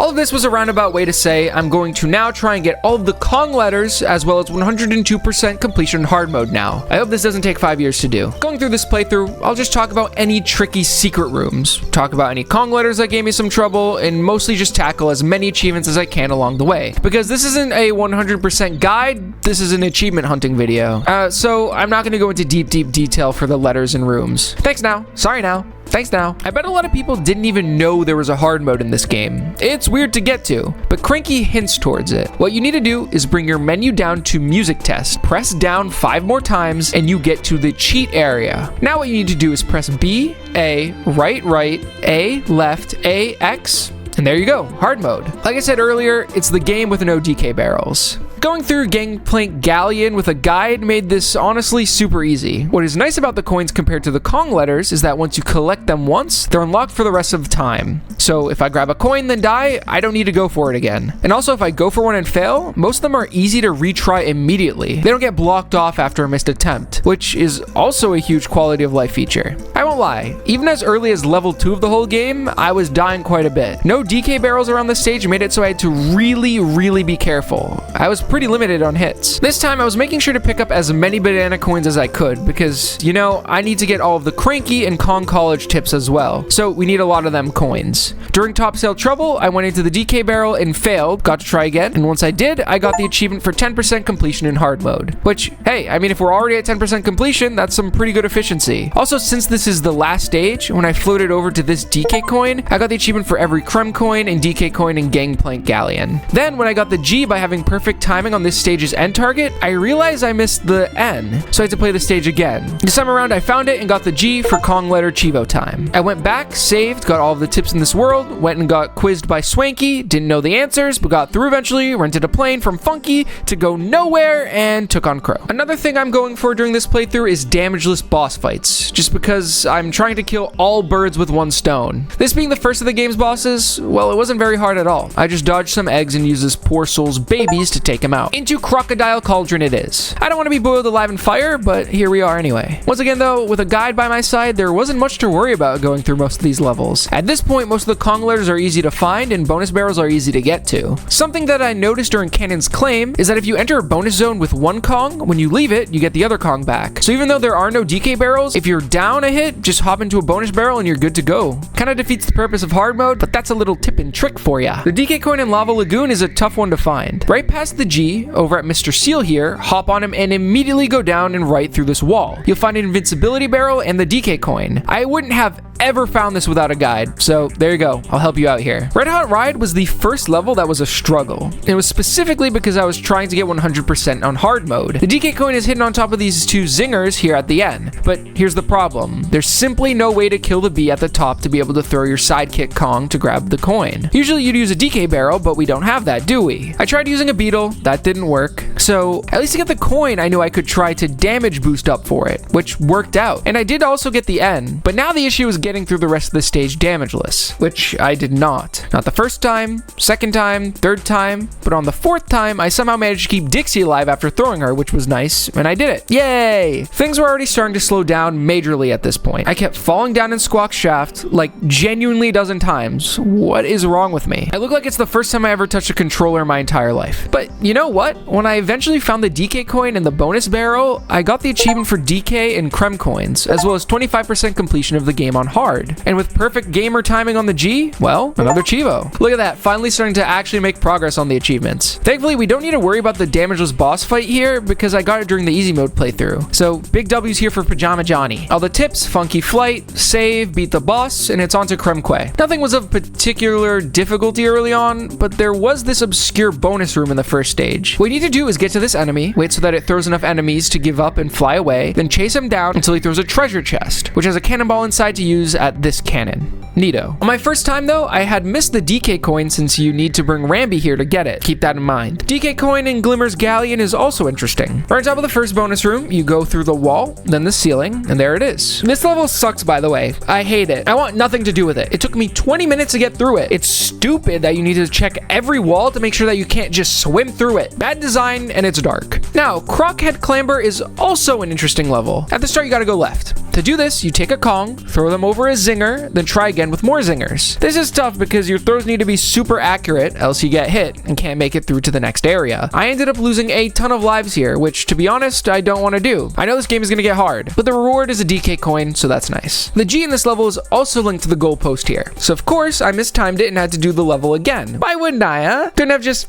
thought of a better place to put it, by the way? Feels like a cop-out every time they put the G at the end. Rattle Battle went without a hitch, and Slime Climb had a fun bonus barrel where you need to get this invincibility barrel, then swim down into the perilous waters to reach it. It's kind of the same idea with the DK coin at the end. Bramble Blast makes me nauseous. Boom, boom, boom, boom, boom, boom, boom. At the end, make sure to fall down this section, which shoots you up to Squawk, so that you can get the DK coin and a bonus barrel. For all the collectible coins in Kremquay, by the way, and the G. But unfortunately, I missed the N, so back through it was again. Dude, the N wasn't even hidden at all. How did I miss it? But all the Kong letters? Wait, the Chivo didn't pop. Oh no, I need to replay all the levels again until it does. Why? Turns out, in the end, it was Slime Climb. That, by the way, set me back 22 minutes. 22 painstaking minutes, mostly spent in the bane of my existence, Glimmer's Galleon. Now we get all the tips, funky quiz, and save, and it's on to boss time with Cudgel, who did hit me a few times because I was slow on the dodging. Or I'd also forget he swings his club, but after a few tries, I was good and beat him damageless. Into Crazy Kremland. There are for some reason 2 Krem coins right off the bat if you go up to the left at the start. I was only aware of one of them, but yes, there are 2. Then using the spider, if we take him all the way to this section, we can defeat the zinger to fall down here and get a DK coin. That's a pretty well hidden secret, I won't lie. I realized I was missing the O, so I went on the longest quest ever to find it. Got distracted and eventually found it. Died 10,000 times, not exaggerating. Wait, this stage doesn't have an exclamation point after it, showing it's 100% completed. This is gonna come back to bite me, I just know it. But for now, let's just go on a roller coaster ride. Whee! The K in Bramble Scramble is to the right off of the start for some reason, and I'm bad at this stage. I lost countless lives getting to the midway point. Then I had to jump through a bramble bush for, I guess, a little bonus area. The difficulty here came from dying over and over, and the worst part is it's not actually a hard level. I was stuck here for a good half hour. In this next coaster stage, we had to just defeat this dude for a Kong letter, which I barely did, by the way, then defeat the dude in first place as well for a DK coin. Then by getting this cannonball into this cannon and beating the challenge within, I got 50% completion in hard mode for a Chivo. The DK coin here was also a disaster. I had to time a jump off of Mr. Barrel Shooter's barrel here to get a DK coin. It was hard and I missed it a few times, making me have to redo the whole level. At least Honey level was straightforward enough. Getting all the Kong letters here got me the Chivo for that. This is when I noticed my mistake. At least I knew I was just missing a Krem coin in Hornet Hole, which required Spidey to get up to the right here. Chivo. Did the usual with College, Quiz, Crank, and Funk. And into Damageless King Zing. I have some pretty good experience with this boss after how much I struggled the first time around, so surprisingly, it only took 3 minutes for me to get it done Damageless. I'll take an easy achievement. I feel like I'm going through hell and back. Now, in Ghostly Grove, I got a special achievement by accident. I need to get into this bonus barrel. For some reason, getting in here as Diddy only popped me a Chivo, so thanks, I guess. Things were pretty straightforward through cart time. Get it? Because there's only one direction you can go when you're riding in a cart. In Gusty Glade, there's a hoppy snake. Didn't know he was there. Then I game over it and had to do it all again. Yay! Back in Gusty Glade, I missed this DK coin a few times, and when I did get it, I still launched myself into the void. But eventually, I satisfyingly flew to the end. Thanks, Dixie. DK coin and Parachute Panic was immediately to the left. Then there was a similarly placed bonus room at this part here where you need to hold left as hard as you possibly can to make it to this lip. It was mostly smooth gliding from there, barring a few hiccups. I do not like Web Woods. I do not like it quite one bit, actually, and it's because it's just hard, for me at least. It sucks because I fall and die and have to go across this giant gap 3 times now because of the secret zone. I even game over and have to do Parachute Panic again. Eventually though, every Kong letter, and I'm missing the DK coin, man. This one's only here for a couple of frames, and I missed it countless times. I'm telling you, countless. I already hated this stage, and now I need to play it over and over and over again. How nice. I don't like you, Rare. You fell off, and you know it. Wait, that's not all though. I missed the DK coin in Haunted Hall. This one isn't bad though. It's hidden at the end. So doing the 100% completion of this world took me 2 hours, hours and 1 minute. Please save me. After this, I took a break for the day and came back later, and because of that, we are missing all of our lives and have no banana coins. I decided to smarten up. I want many lives and many banana coins. So I went to use a few itty bitty little tricks. I flew my ass back to World 1 and into Pirate Panic. There's a way to get 75 crumb coins here, which now that I'm reading this, I want banana coins, not crumb coins. So this wasn't helpful, but still I have to talk about it. What you do is go into the room here, touch nothing, leave immediately, go to this, and this is important, so please pay attention. This must be done without touching bananas until you grab this banana bunch. Go back to the K rule section here, and then there should be 75 crumb coins. And this also unlocks an achievement. That didn't exactly solve a single issue I had, still no banana coins, but this next thing I do will actually help me a bit. So I was trying to get this damageless achievement against Creepy Crow for, you know, an hour or so, just failing at every turn. My main issue was rope climbing while dodging eggs. This was really hard for me somehow. They kind of fall at what feels like random timings, and I didn't like it. I got to the point where I was sick of getting game overs, and I found a solution to this issue. In the one and only Ghostly Grove, when you get to these cloaks, pay attention to the one in the back. If you follow him, he gives you a treasure chest, and within is 2 extra lives. Now, doing this over and over enough to get 6 lives gives me an achievement, but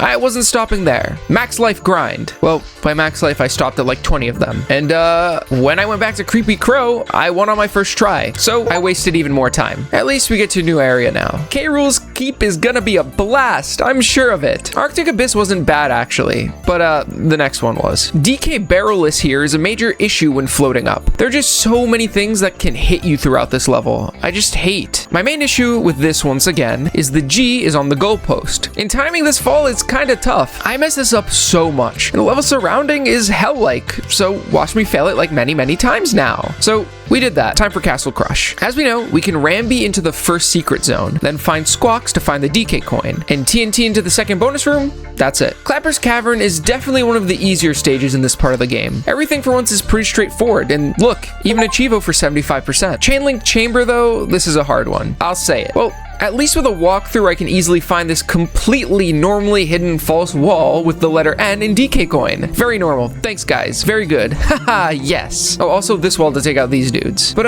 other than that, climb to the top, and I missed the K. Why? This is where I drew the line. I couldn't do it. I think I finally lost it. I couldn't bear playing through this stage again, so instead, I saved and closed the game, knowing I would have to recollect all of the Kong letters in this world. Call it a rash decision, but it's what I did. I couldn't handle this anymore. When I came back next time, I had to face the reality of what I had done in my moment of weakness, and I had to shamefully collect all the Kong letters all the way back to where I was. Okay, Toxic Tower. The Zinger is the pathway to the last bonus room, and all coins in K Rool's Keep. And after getting sidetracked getting more lives, I got all the Kong letters here. I also got all of Swanky's quiz questions right, which meant I finished all of them in the game. And now I went into the next world where we only have a 1 level, Screech's Sprint. After a few tries, I completed the first bonus room, which you need Dixie for. Then the DK coin hiding during the race for an achievement. And then for getting all of the Kong letters here too. We were finally halfway through the set. Going to Kong College, I got the achievement College Graduate for getting every tip from Wrinkly. Then an achievement for using a plane, which meant I used all of them in the entire game. Then finally for getting all the tips from Cranky as well. But before we tackle the final boss, it's time to go take on something I've been avoiding pretty heavily up to this point. The Lost World. So, in every world after World 2, if you go to Clubba and pay him crumb coins to pass, you get transported to the Lost World. Each normal world has 1 Lost World stage linked to it, and they are all very hard. The first one of them is Jungle Jinx. I'm going to be grabbing all the Kong letters and DK coins in these stages because it will save me a little bit of time. Thank you, thank you. In this stage, we got to bounce on tires to avoid spikes. I actually really enjoy this one. It's the level of challenging that I really vibe with. A cool unique mechanic that gets used super well in the context of the level. What I was not a fan of though, the G letter here is being guarded by a Zinger above a barrel. So first time around I died, but I got it on my second go. Level 2 is Black Ice Battle, where we need to go down steep slopes while dodging zingers. It was not very easy, by the way. Remember, I'm playing hard levels on hard mode, so no DK barrels, and I'm getting upset at losing so many times in a row. Getting to the bonus room is very tough. We need to grab this treasure chest and try to bring it with us further in the level, which is easier said than done. Any wrong move, and you're certainly gonna break it. But we need to get the chest to this point, break Zinger 1 with the chest, and break Zinger 2 with the cannonball that comes out of it, which we used to get into the bonus zone. Other than that, it was just a challenging level. Clobber Carnage is frustrating. I was constantly being bumped by evil guys. I would get bumped in every way possible, and it was getting me mad, you see. But at least the stage itself was straightforward. Nothing in any crazy hidden areas or walls for me to walk through. So the challenge here came from just the actual level itself. But as hard as it was, I enjoyed this barrel section. Make sure to get to the end with both Kongs, because you need to throw one into the bonus barrel that has a fun invincibility platforming zone. Fiery Furnace is a unique one. It utilizes these controllable barrels. You can go up, down, left, right to your heart's content. But here's just one thing. It's on a timer, so once it says 0, you get shot out no matter what. The level is tight, fast-paced, and requires you to be close to perfect with your movement in some of the barrels. Get hit, you're pretty much done. Take too long, dead. I died a lot, and it took me a long time. Once again though, the Kong letters in bonus zone aren't hard to find, but when you do get to a secret zone, you have a fast-paced race to the end against the barrel, or one hit means failure. So you need to be precise, fast, and the goat like me if you want to make it through. I missed one of the Kong letters by the way, so let's do that stage again. Alright, final stage here, Animal Antics. And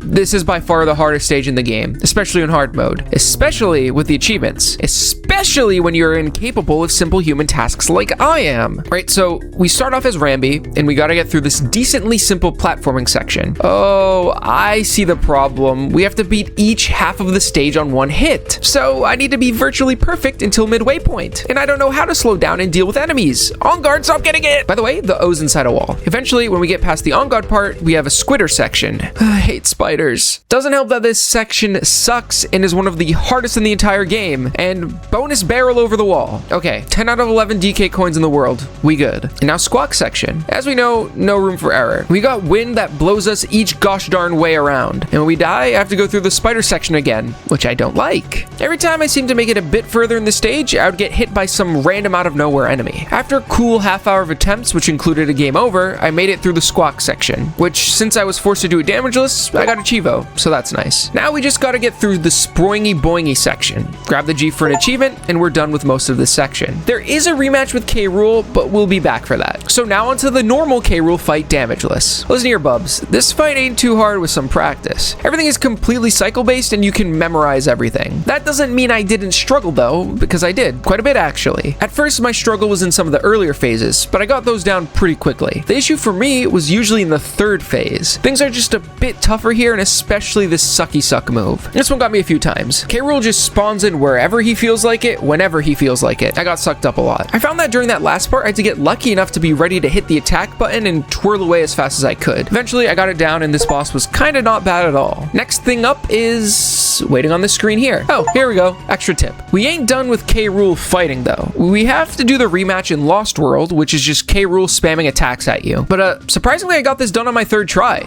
ever. And I got mega achievement unlocks from this. 6 of them actually. First, every collectible coin in Lost World. Second, something's fishy for beating K. Rool in Lost World. Third, beating Lost World K. Rool damageless. Fourth, 100% completion. Fifth, 102% completion. And sixth, 102% completion on hard mode.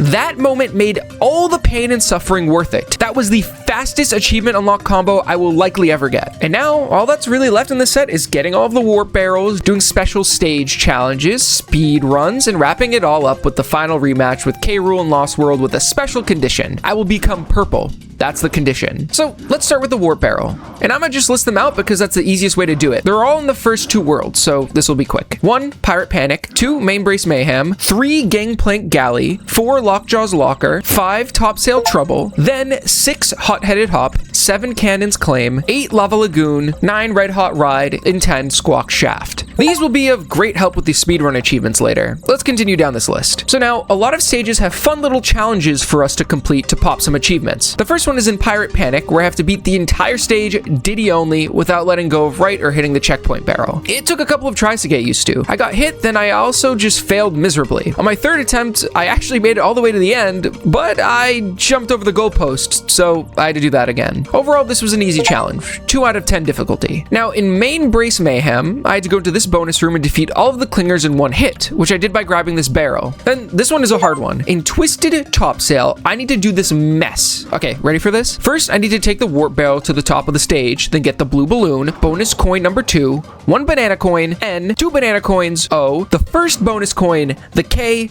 then the G. I just showed you me getting it, but what I didn't show was the 20 minutes it took to get this one. It was insanely convoluted. Now in Hot-Headed Hop, I need to beat the entire stage with 1 banana or less. The banana you have have to hit is the first one in the entire level here, so there isn't really any room for error like you might have thought. Using the twirl ability actually makes this pretty easy. That is if you don't hit the checkpoint barrel like I did. Then, okay, for once I'm gonna say I like the spider. It makes dodging bananas way easier. Just to take your time. Now we're gonna take it over to Lost World, where I basically need to do a pacifist run of Jungle Jinx. Diddy only, no harming enemies, no team up. Basically damageless pacifist, like I said. First half of the stage is pretty easy. It's not until these clappers where we could really put some damage in on accident. I messed up over here. To be honest, I found myself getting hit more often than me hitting an enemy. These porcupines suck, but there we are. Done. Now, receive a balloon as a goal reward in Cannon's Claim. This one sucked because you had to perfectly time a jump off of Neki to get a balloon. It's kinda hard. It took me around 10 attempts to get it done. It was just based off of trial and error. Now it was Lava Lagoon, without hitting clappers more than 4 times. As it turns out, you can skip some of them no problem without getting hit by lava. The more you know. This was super easy. This one was more interesting though. Crockhead Clamber Pacifist Run. This time, we can use Dixie though. Otherwise, it would probably not be possible. Don't quote me on that though. Early on, dodging underneath this dude was kind of the first major problem. If we just hold right, we can get underneath these 2 guys. Now the barrel hoppers. These were the bane. The bane, I tell ya. You need to go slow, then maybe accidentally jump on a bug. Restart. Once you're at the Crockhead section, don't worry too much. Things are likely to just go your way. With a little float here and a float there, I was done. Next up, Rattle Battle with 9 bananas collected or less. I tried this one for quite a bit before giving up and taking a break. I was just dying around every corner. It was hard to keep on the platform, dodge where needed, and miss the bananas. And it was close to midnight at this point when I was playing, so I was tired and decided to come back the next day. When it comes down to it, I think that the banana number is decently lenient. I just had to get past the whole jumping into the green toxic goo thing. There's this zinger hop which requires you to hit some nanas, and also this barrel jump where I also hit some, but I got her done. Now I had to speedrun my way through Bramble Blast. You know, the level that makes me nauseous, but that's fine. Basically, I watched a video of a speedrun of the stage and copied the pathing. Took just a few tries to get this done. In Target Terror, I had to collect 100 bananas along the ride without getting hit or using the checkpoint. This took me a bit because I didn't realize I had to go into some of the bonus zones to get 100 bananas. All good though, easy peasy. Thank God, by the way, this thing is speeding up. I was worried we'd have a 2-hour video on our hands here. Bless you, RA devs, for making these level challenges reasonable. The next thing I did was spend 40 minutes in Bramble Scramble trying to get through this stage damageless. It was a memorization task. I had to remember everything coming next and react accordingly to something like every second. And so we aren't allowed to use the checkpoint barrel as well. So each time we get hit after the second half, you need to reset the console just to add salt into that wound. I genuinely couldn't lose focus for even a second because just when I thought I was safe, something would come my way to hit me without fail. Like I said, 40 minutes of trial and error to get through this stage. One single time damageless. In Rickety Race, I need to take out all of the racers, get all the Kong letters, and get into first place. I've done this before, just missing a Kong letter, so this wasn't too hard at all. In the next roller coaster stage, I had to beat the level damageless. No minus barrels, no checkpoint, which, I don't know, pretty easy peasy, man. Nice. I had 2 achievements to get in Parachute Panic. First, I need to find the hidden K, which is through this wall. Then, I had to beat the entire stage only using quacks for 2 seconds or less, which meant most of this was just gliding with Dixie. It was slow and kind of boring overall, but the hair twirl lets you fall at basically the same speed as Squawks, so it was kind of like doing the stage as normal. Now was the achievement that took me the single longest time to complete, taking around an hour and 20 minutes on one stage alone, and it's for a lot of different reasons. So you need to start this stage with 0 bananas, meaning anytime you miss one or die, you need to fully restart, which just adds a ton of playtime into the challenge. Then this one is tough, just straight up tough. No jank, just pure skill and good gameplay. First half or so of the stage isn't bad, just a few bananas here and these 3 stack of zingers that sucks. But where it got tough for me was around the moving zingers. You need to have just the right timing to get around and collect the banana. If your timing is bad, you get sent straight into the zingers and poof, you done. And I got poofed, you done a very many amount of times. Now about, I don't know, 2 hours in, I got to the end and finished the level, but I hadn't realized that the bonus barrel above the stage was required. So I had to do it again. Thankfully, second time around wasn't so bad and I was able to pop this Chivo. Probably the hardest of the set. It was a crazy challenge. Now I gotta get into Chain Link Chamber and defeat 11 dudes when invincible from this invincibility barrel.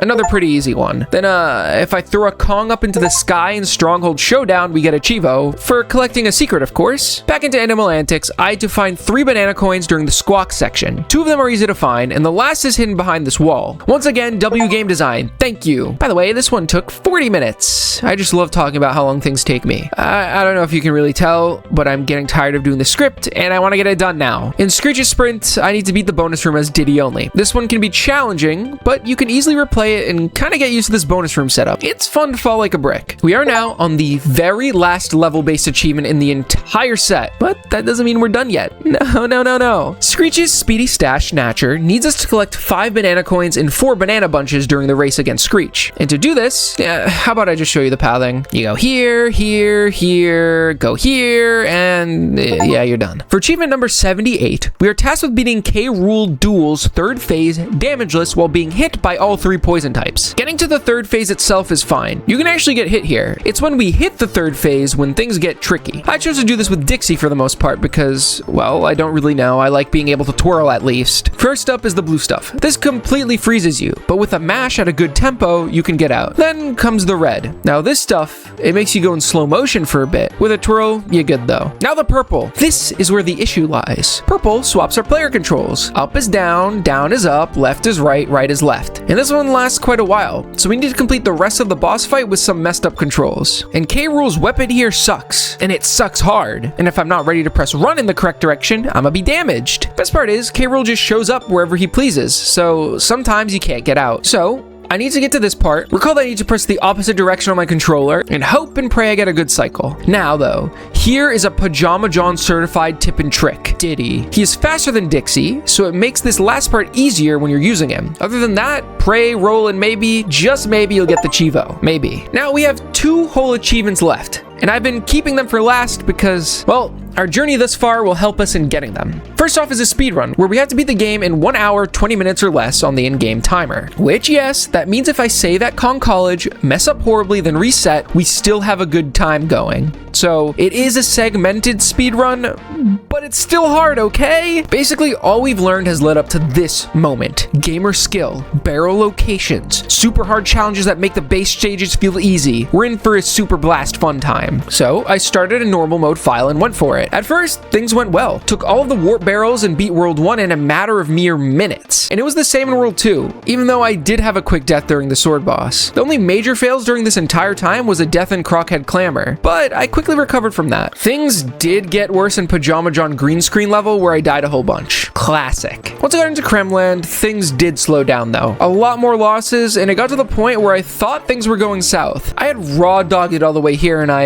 hadn't saved at all yet. And I was dying and losing time. But I was in too deep at this point, so I just kept going. I was struggling quite a bit, but I was still on the fence about whether I could make it to the end or not. I finally decided to save at the next Kong College after a super windy wacky world. And it was at 50 minutes, so I still had a half hour to beat the game. It was gonna be tight, but doable. But in parachute level, I just flung myself to the ground 800 times and kept failing. So that didn't help at all, actually. After the fight with Creepy Crow, I got to the last full world, and when I got to Kong College, I only had 13 minutes to beat the game. And there's definitely more than 13 minutes of content to get through. So eventually, after trying a bit further, I had to give up. This was far into the speedrun, an hour plus down the drain. Well, at least now when I come back for the next run, I'll be prepared, right?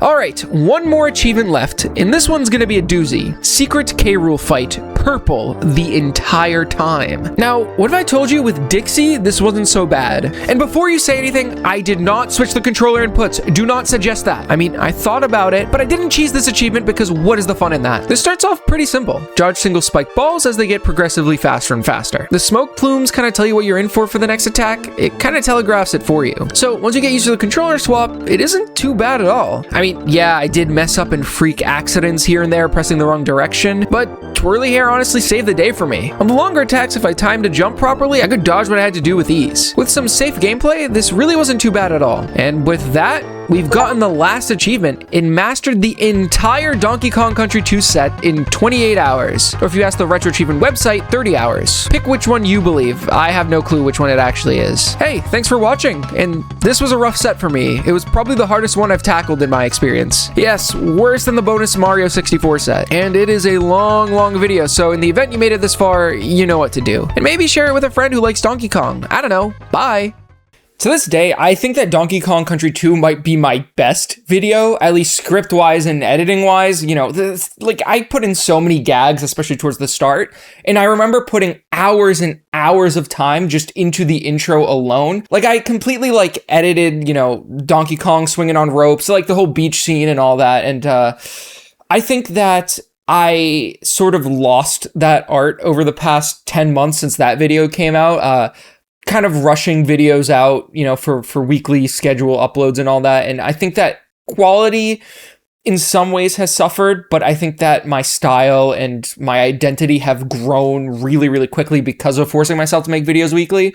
So I think now that I'm sort of at a point where I know what a Pajamajohn video is and how I do it, I think that soon I'll be taking a step back from weekly stuff and start really only uploading videos that are of like really higher quality, like I feel like this one is. Like I said, I still think it might be my favorite video outside of maybe Mario Galaxy, Zelda 1, and the Pokemon Fire Red Nuzlocke Retro Achievements video. That I think that is my best video by far. Shoutouts to Sock for editing that, and shout out to Sock for giving me the Donkey Kong 2 spinny thingy part in the intro there. But yeah, I love this video. I think that once again, my delivery is a little bit monotone. That's something that I really only started to figure out towards the maybe second half of this year, even like maybe May, June. I started to really figure out how to do voiceover and all that sort of stuff. I'm pretty sure that I was sick while recording this video, at least at the beginning, because I feel like I hear myself a lot more nasally. I don't know if other people notice that or anything, but yeah, that's interesting. I think as a set, Donkey Kong Country 2 also might have been my favorite. It's definitely the hardest of the three games. And I mean, I think it shows. I was not very good at this game. It still infuriates me how bad I was at it. There are so many parts where I was set back like an hour, 45 minutes, something like that, for like getting game overs and not saving properly because I just like didn't understand how the game worked. But overall, there's still a ton of achievements that I remember grabbing, like the, what was it? It was getting all the bananas in that lava level. Can't remember the name of it right now, even though I just watched a video. I didn't write down that as a note. I wrote down that I like the banana level. I remember like that one taking a really long time. I do wish that I did like the live streaming again for the speedrun. I think that would have been cool. Yeah, I mean, it's not a secret that was my first time playing the game. And I think that for a first time playing, getting all the achievements is kind of silly and kind of makes sense that I struggled through it. So though, this video holds up. I love it.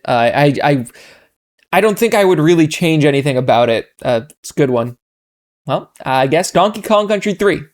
I am on an adventure to master all of my favorite games from my childhood with RetroAchievements. To put it simply, this is a website that adds achievements to your favorite old games. Almost exactly 1 year ago to the date of this upload, I released my video mastering Donkey Kong Country 1. Since then, these games have probably become my most anticipated series on the channel, and I really feel like it's time to come full circle and complete this trilogy a year after starting the journey. This set has a massive 84 achievements that range from from beating the game normally to getting 105% on toughest difficulty, to finding all warp barrels and hidden holes, all the way to more interesting things like damageless boss achievements, super unique special level challenges, all finishing off with a speedrun where I need to beat the game in under 2 hours. I've personally never actually played this game before, so I'm sure we're in for an insane journey. By the way, I'm Pajamajohn, and I love retro games and achievement hunting. So if you're like me and want to follow my quest to revisit and master my favorite games from my childhood, drop a like and subscription because it really helps the channel out a lot. If you're feeling extra generous, dump all your hype as well because it really helps the video get pushed out a bit more. Alright, enough. This is Donkey Kong Country 3, Dixie Kong's Double Trouble. The way I usually tackle these sets is by 100%ing the game on a first go around, then coming back later to clean stuff up. But I'm gonna have to 105% this game on hard mode later, so for now I'm just gonna enjoy my first playthrough of the game without forcing myself to find everything. This time we start off by meeting up with Funky Kong at Funky's Rentals, where he's invited our 3-year-old cousin Kitty Kong to, I guess, join us on a journey to save the world from King K. Rool once again. I don't know why you would choose a 3-year-old, but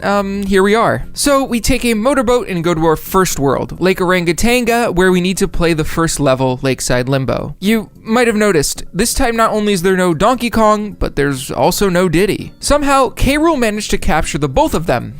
Don't know how, but he did. And it's up to Dixie and a 3-year-old to save them. I think we're kinda cooked. I mean, the core gameplay is pretty much the same as the first two games. There are worlds, inside the worlds are levels, and inside the levels are collectibles. Actually, I tricked you. I was just explaining the core gameplay for New Super Mario Bros. On the DS. Anyway, in each level, there are 3 types of collectibles. 2 bonus coins for going to special areas, a DK coin for defeating this Kremlin, and 4 Kong letters. For collecting the 4 Kong letters in this level, we get an achievement, as well as an extra life. Something I love about the Donkey Kong Country games is that every single level has a unique gimmick, which makes making videos on the game hard because I want to just go in depth about each stage and everything cool that they have. But stage 2 of Lake Orangatanga has these, I guess, levers. What would you call this? They open what are essentially timed doors that we need to speed past. Something that I haven't mentioned yet about Kitty Kong is that he is very fat, or, well, he's just heavy. But with his extra weight, not only can we fall through things like this trap door, but he's also pretty strong and can throw Dixie very far, which we can use to access this bonus room over here. I like this mechanic, it's fun. I talked to this bear man over here who has a bird caged up. Seems like he wants a shell, so we'll keep that in mind. Tidal Trouble starts off similarly to the first stage in the game on a dock here, but quickly we gotta deal with a bit more swimming and some moving water that we need to fight against. I got stumped for a bit trying to get into the second bonus room, but wasn't able to get in on my first try here, so I beat the stage and came back to try again. Turns out you need to do a well-timed twirl jump from Dixie to get over. I guess I haven't really explained what goes on inside of these bonus rooms. Each time we find a bonus barrel, we hop in and get brought over to some sort of challenge. Could be a grab all the stars thing, maybe find the coin, or like in this one, to bash the baddies. What's nice is that if you fail, you can usually give them another shot pretty easily, which I really like. Now into the next stage, Skidda's Row. We have somehow transported over to a snow world. I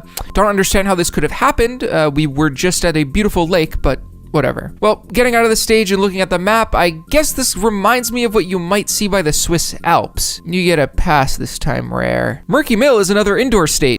Anyway, Murky Mill is another indoor stage, but this time it's dark and we get to play as Ellie the elephant. She's afraid of mice naturally, but she does have some cool mechanics that I really like. For one, we can suck up and grab barrels with our nose to throw at the mice, and well, that's the main mechanic for now. We'll talk about the other cool one later when it pops up. Anyway, there's this part where we need to suck a metal barrel from far away, which teaches you that this is a possibility. I like when games teach you mechanics. From there, I actually grabbed the G in this level, and it turns out that I actually managed to get every single Kong letter in Lake Orangatanga. I know I sort of skipped over a lot of the collecting processes for these, but like they were all super obvious to find, and for the sake of the video's length, I'm only going to talk about the obscure Kong letters. I will go over all the bonus rooms later though, don't worry about that. So now that this level was done, I went and took a pit stop at Swanky's tent. Thank God that this time Swanky isn't just tossing quizzes our way. We actually have a mini game that is decently fun. We need to throw baseballs at a bunch of targets at a carnival game. I had no clue what I was doing though, so I failed on this go around. Now I could take on the first boss of the game, Belcha. If there is one thing I love about DKC3 that I think it does better than all of the other games in the series, is that I think these boss fights are insanely unique. A lot of the time, it isn't just damage the boss 5 times. There's always some sort of really cool mechanic you need to do to take on the fight. I wasn't expecting this going in, so on the first fight, I was a little lost at first. Breaking barrels uncovered bugs inside, and I tried throwing them at Belcha, which didn't work. Then I noticed something. His mouth was pretty large, so I tried throwing a bug in, and that worked. With each bug, Belcha moved further and further back until it resulted in a win as well as an achievement for beating every stage in World 1. With a cannon shot back to the world map, I decided to take a boat back to the first island we started off on and went into the shop.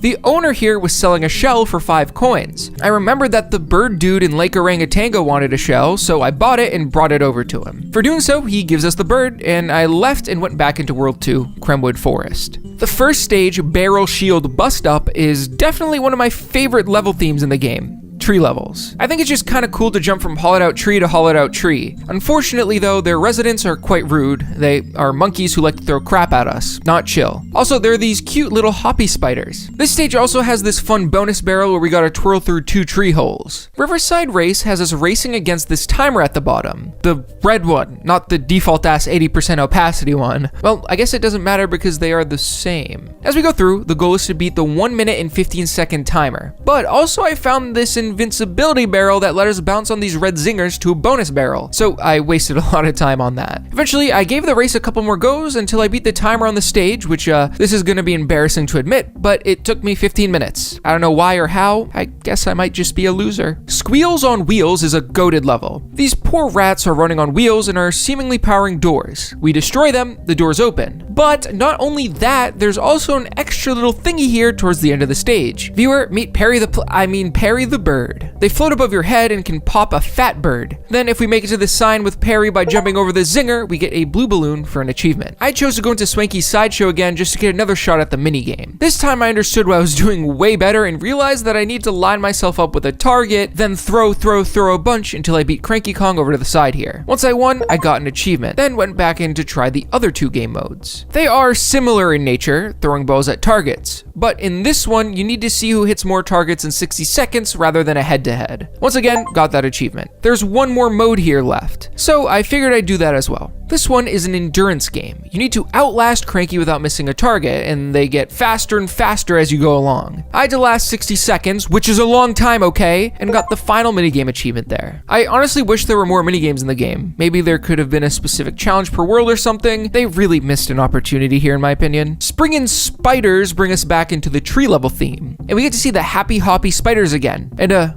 red hedgehog. I know what you are. This stage sees the return of Squawks, everyone's favorite bird. Using him, we can fly up and all around to a bonus barrel and then a second bonus barrel. I actually experienced some true trouble in this level. Ended up dying a few times. But once done here, I went to Brash, and I guess I never actually beat his time, so I went and did that at the river race. I guess I'm a liar. I said I beat it earlier. Never trust a YouTuber, I guess. Well, I got it first try, and that's not a lie. For winning, he gets mad, and then a log starts going down this river. But first, Autumn. Here we get to be Ellie again, and the gimmick is that second mechanic I skipped over. We need to suck water in with our trunk, then spit it out at enemies. Also, there's an evil piranha in the water. Also, why are these metal barrels buoyant? Must mean they aren't that dense. So, level beat, and now I went across that log into a cave where I had to do a memory challenge. In these memory challenges, I need to press the buttons in the correct order. Then, boom, Chivo for rescuing a banana bird. That is that, and now onto the boss of this world, Eric. This is a massive spider who we use as a platform to get barrels to shove into his underside. I found that since Dixie holds barrels above her head, you can just stand and wait for Eric to basically hit itself. Eventually, Eric bobs all around and you gotta get back on top to get another barrel. They then start to spit out green blobs of doom that can damage you.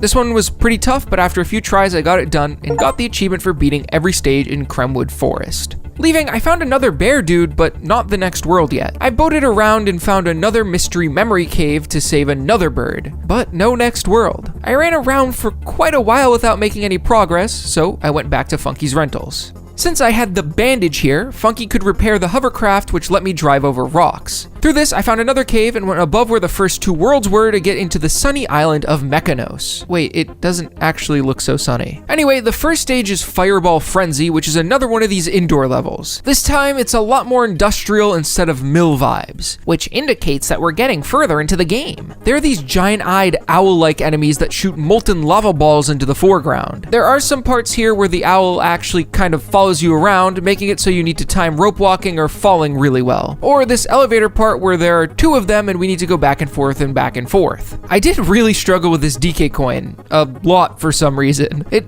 really wasn't that hard in the end. Anyway, I got to the end of this level, getting all Kong letters, and beat the stage. Demolition Drain Pipe is another first in a level style. This is a toboggan level, this game's version of the minecarts. I will say that the toboggan levels feel a bit more simple than the minecarts. Everything is just straightforward, less cool in my opinion. But you get a real sense of speed, so there is that. It did take me a few deaths, but I made it through the stage, getting all of the Kong letters and the DK coin again. Ripsaw Rage brings us back to the trees, but this time there's a saw chasing us up, making this kind of a side scroller, or up scroller, I guess. I don't know what you would call it. This is a great example of how the game is able to reuse level themes and assets, but still manage to make the levels feel unique and fun in their own way. We've seen the treetop levels, but not like this before. Just something that I think they did really well. I don't know, man. It was another difficult one, but we made it through. Stage 4, Blazing Bazookas, brings us back into, what actually is this background? Sewer maybe? Yeah, we'll go with the sewer. So in the sewer, bazookas shoot barrels at us that we gotta bounce on to make it through. We also get to play as Squitter, who was my least favorite of the animals in DKC2, if I'm remembering correctly. To be honest, everything's a blur when you're making a new video in a new game every single week. I think my brain has been turned into mush, but I do it for the grind. Anyway, eventually the bazookas shoot TNT, and they shoot them fast, which makes it hard to dodge. The last level here in Mechanos is Low G Labyrinth, where there's green gas that makes you floaty. This one is actually really hard. You need to do some vertical platforming with zingers that, wait, have I been calling them zingers this entire time? They're actually a different species. They are the Buzz. Sorry about that. But towards the midway point of the level, we get to use Quawks, who is distinct from Squawks because he can't shoot projectiles out him mouth.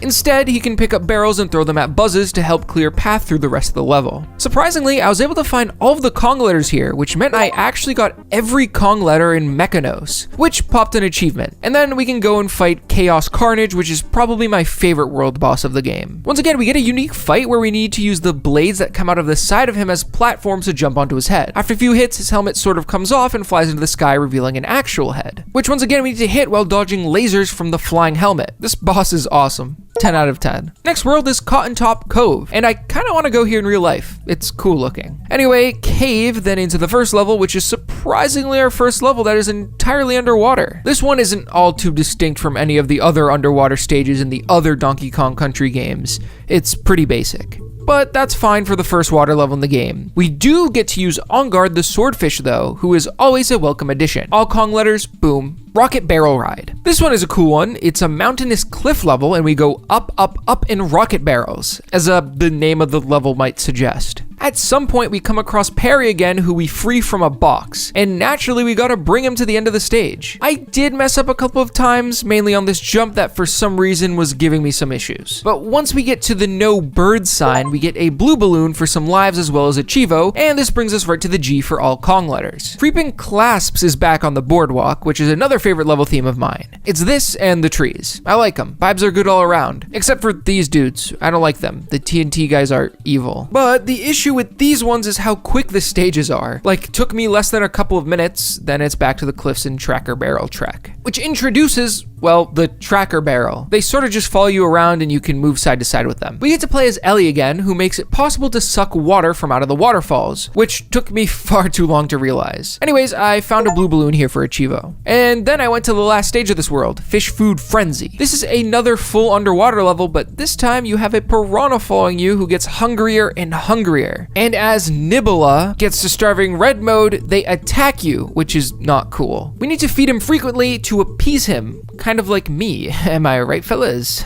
He's weird, so it's hard to get him to eat sometimes. So I did die here and there. So anyway, I got through the stage, and guess what? With all of the Kong letters. So we got a Chivo, and we can fight the boss, Squirt's Showdown. This is an interesting boss because we play as Ellie again and need to dodge this giant creature who shoots water in a circle formation. It took me quite a while to figure out what to do. It turns out you need to go around and around and then shoot his two eyes with water when he opens his eyes. Once I figured that out though, it wasn't so bad. Now that we beat the boss, we got the second of two, I guess, skis, which when brought to Funky lets him build us the Turbo Ski, which once again lets us go faster and go up waterfalls this time. This gets us access to our last string of worlds here, starting with K3, which is our skiing ice world. Crevice Keepers forces us to deal with these TNT dudes as they try to block us from jumping onto the next rope. They are honestly pretty good at their job, I'll give them that. You need to sort of juke them out by going really fast left to right in order to get past them. Tearaway Toboggan is another minecart-esque level where we sort of just toboggan. Really, this level consists of just pressing the jump button at the correct time. It's not that deep.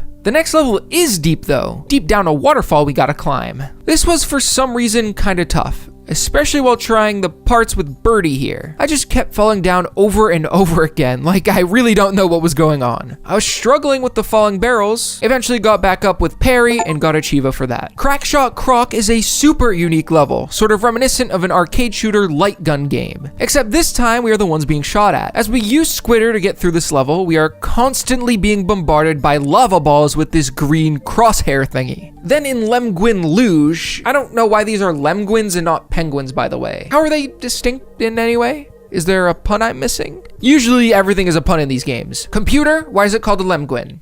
This is a lemguin. It is a mix between a penguin and a lemon. Stupid. Okay, thanks. Anyway, just hold right and I'm out. The boss here is pretty unique. It is a snowball fight against Bleak. This is another favorite of mine. You need to react to whether Bleak is in the front or back and throw a snowball at his glowing chest while dodging his onslaught of snowballs. I really like how this game isn't afraid to experiment with the bosses. I think it's the strongest characteristic it has. Razor Ridge is the next stop, and it starts with another Bird Quack's flying level. Everything is a bit more precise here as we need to roll barrels along the ground a few times to take out buzzes. This level was tough.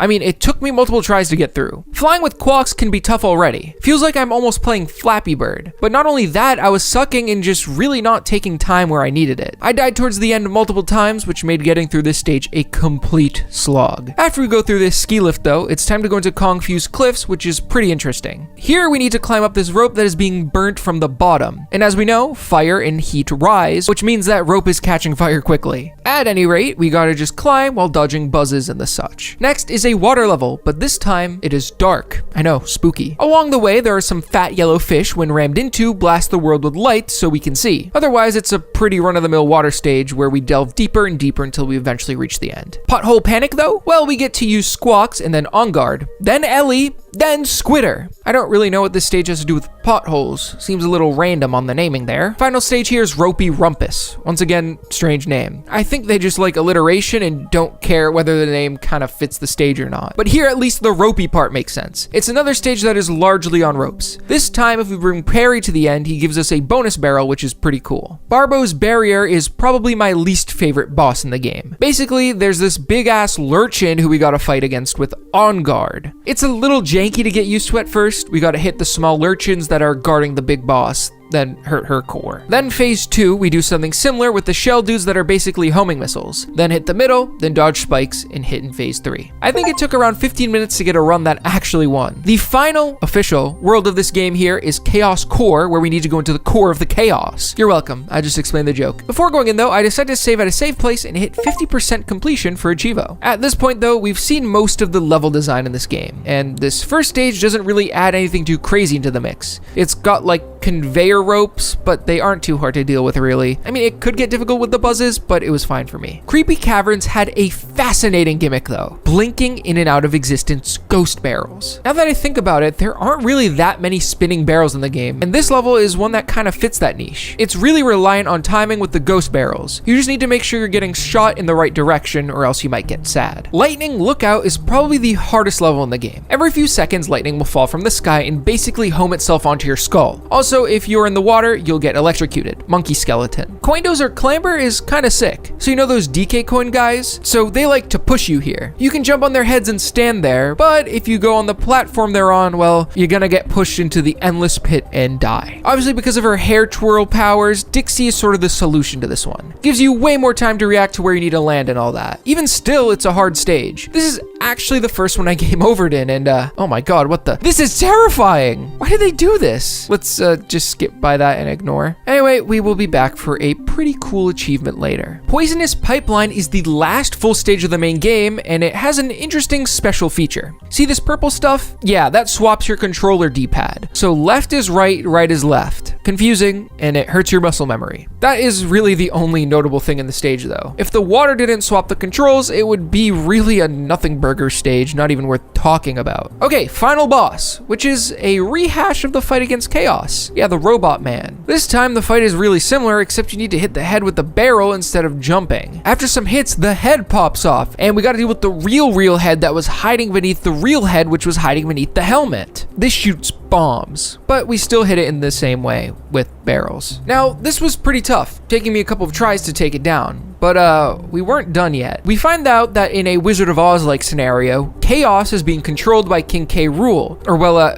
in this game he's called Baron K. Rulestein. Fine, I guess. This fight was something else. It starts off pretty tame. We need to drop barrels from the ceiling with these handles, and once done, we need to hit K. Rool in the back. After a phase of that, we move on to where the ground becomes electric, and we need to pretty much use monkey bars to get a barrel to drop. Then return to the only safe platform to get a hit in, then this platform starts moving. It is super easy to get hit here, whether it be K. Rool himself just floating back and forth, or the lasers punishing you for bad jumping. It felt like if I ever lost Dixie, I was kind of doomed to fail the rest of the battle. I don't really know why this was hurting my soul so badly, but I was failing time after time after time. Eventually I got the moving platform phase down, and I thought it would be over. Nope, now we gotta dip out those toes into the electricity section to grab a barrel and bring it back to the safe zone. I still got hit a few times, but after around 20 minutes, I made it through and beat the boss. Damageless? I am only now, while writing this script, realizing that I got the Damageless achievement to somehow pop here. I definitely got hit on this attempt, but it still popped. I don't know, I guess I'll take a free achievement? Sure, whatever. I mean, there are many harder achievements that we still need to grab anyway, so I don't know, cool. Oh, also beating the game, Chivo. With 21 out of 84 achievements in the set, credits roll. Honestly, before I go too crazy into describing what I want to do next, there is something interesting we can do. By circling around this rock formation a few times, we unlock the secret world Kremtoa, which kind of has some hard levels and will help us towards further completion in the game. What happens here is we spend bonus coins to blow up the rubble, letting us gain access to more levels. I had no interest in getting every bonus coin in the game on easy mode, so I kind of skipped over this and had to reset the game. Okay, now I'll tell you the plan. The only way to get 105% completion in the game is by beating every level with every collectible on toughest difficulty, which is essentially the game's hard mode. So we're going to do our completionist run there, and along the way we'll also get all of the Kong letters, which aren't really required for 105%, but still we missed some Chivos there, and we'll also do boss challenges. Who knows, we might find more achievements on the way. After that, we'll do cleanup and all of the miscellaneous challenges that I know we are all excited for. The way we access toughest mode is, well, by naming a file toughest, then renaming it to whatever we want. I chose because scary, and start the game, and we are in toughest mode. This is pretty much exactly like hard mode in DKC2. No checkpoints, no DK barrels, which will make 105% of the game way harder, but it really isn't anything we haven't seen before. And I feel like this game overall is a teeny tiny bit easier than DKC2, so I have faith in us. The way I'm gonna do this, well, I'm gonna pad out the runtime of this video to get extra precious watch time, and by that I mean I'm going to talk about each and every bonus barrel in DK Coin as well as how to get them. Just kidding, I'm only going to talk about the ones that were tricky to me. I value your time. Which is funny I said that because I'm going to talk about the first bonus barrel in the entire game, only because I don't think I've mentioned this mechanic. Basically, if we throw big heavy Kiddy Kong on cracked ground like this, he falls through it. By the way, if you're playing along with me, a quick and easy way to tell if the level's 100% completed is if the name on the world map has an exclamation point after it once you're done. Along my journey, I was also trying to find every secret cave and do every little side quest I could come across. So I'll admit I was watching a playthrough while doing this. I had to get this tough barrel again in Title Trouble. Still had a hard time doing these big old jumps with Dixie. I actually had to restart the stage a couple of times to get it done. In Skidda's Row, I think this bonus barrel guarded by these two enemies has to be the one I missed on my first go. I mean, to be fair, this is World 1, so things aren't all too hidden. Which is why I also made it through the next stage getting all of the coins I needed, and was able to move on to Belch's fight, which I wanted to do damageless. Along with the World 1 theme of quote-unquote easy, this was also easy. First time I kinda just didn't know what I was doing in the fight, so this time I got through it just fine. Before Krem would forest, I went and bought the seashell thing. Went into the spooky cave, then gave the shell to the bear guy. Okay, we need to once again get all the coins, but also all of the Kong letters since I didn't do that my first time around in World 2. The way to get to the DK coin and barrel shield bust up was kind of hard. Right after the end, you will come to a point in between the two trees where you can actually use Kitty to throw Dixie up onto an off-screen ledge to go through a secret path. This brings you to a bonus barrel. This means that since we're on toughest difficulty, we need to get to this far in the level damageless, which isn't always easy. I guess I can go in on a little bit more depth on Riverside Race since I kind of skipped over it before, and the collectibles here are actually pretty hard. The way we get to the first bonus barrel utilizes a strange Kiddy Kong mechanic that really kind of only gets used here for the most part. If we roll off a ledge into water and press A as Kitty hits the surface, we can just bounce. I don't know why, but he can. We use that to get to the first bonus barrel, then the invincibility barrel to get to the second, then the DK coin. This one was a mix of luck and skill. Towards the end, we need to backtrack with Kitty to bounce on the water here, or at least that is how it's intended. But you see, these bugs, yeah, they get in the way and damage you, so I was struggling hard on getting this thing. But I somehow got here with Dixie though, so all good I guess. Springin' spiders. See this springin' spider? Well, team up ability, throw, then barrel for DK coin.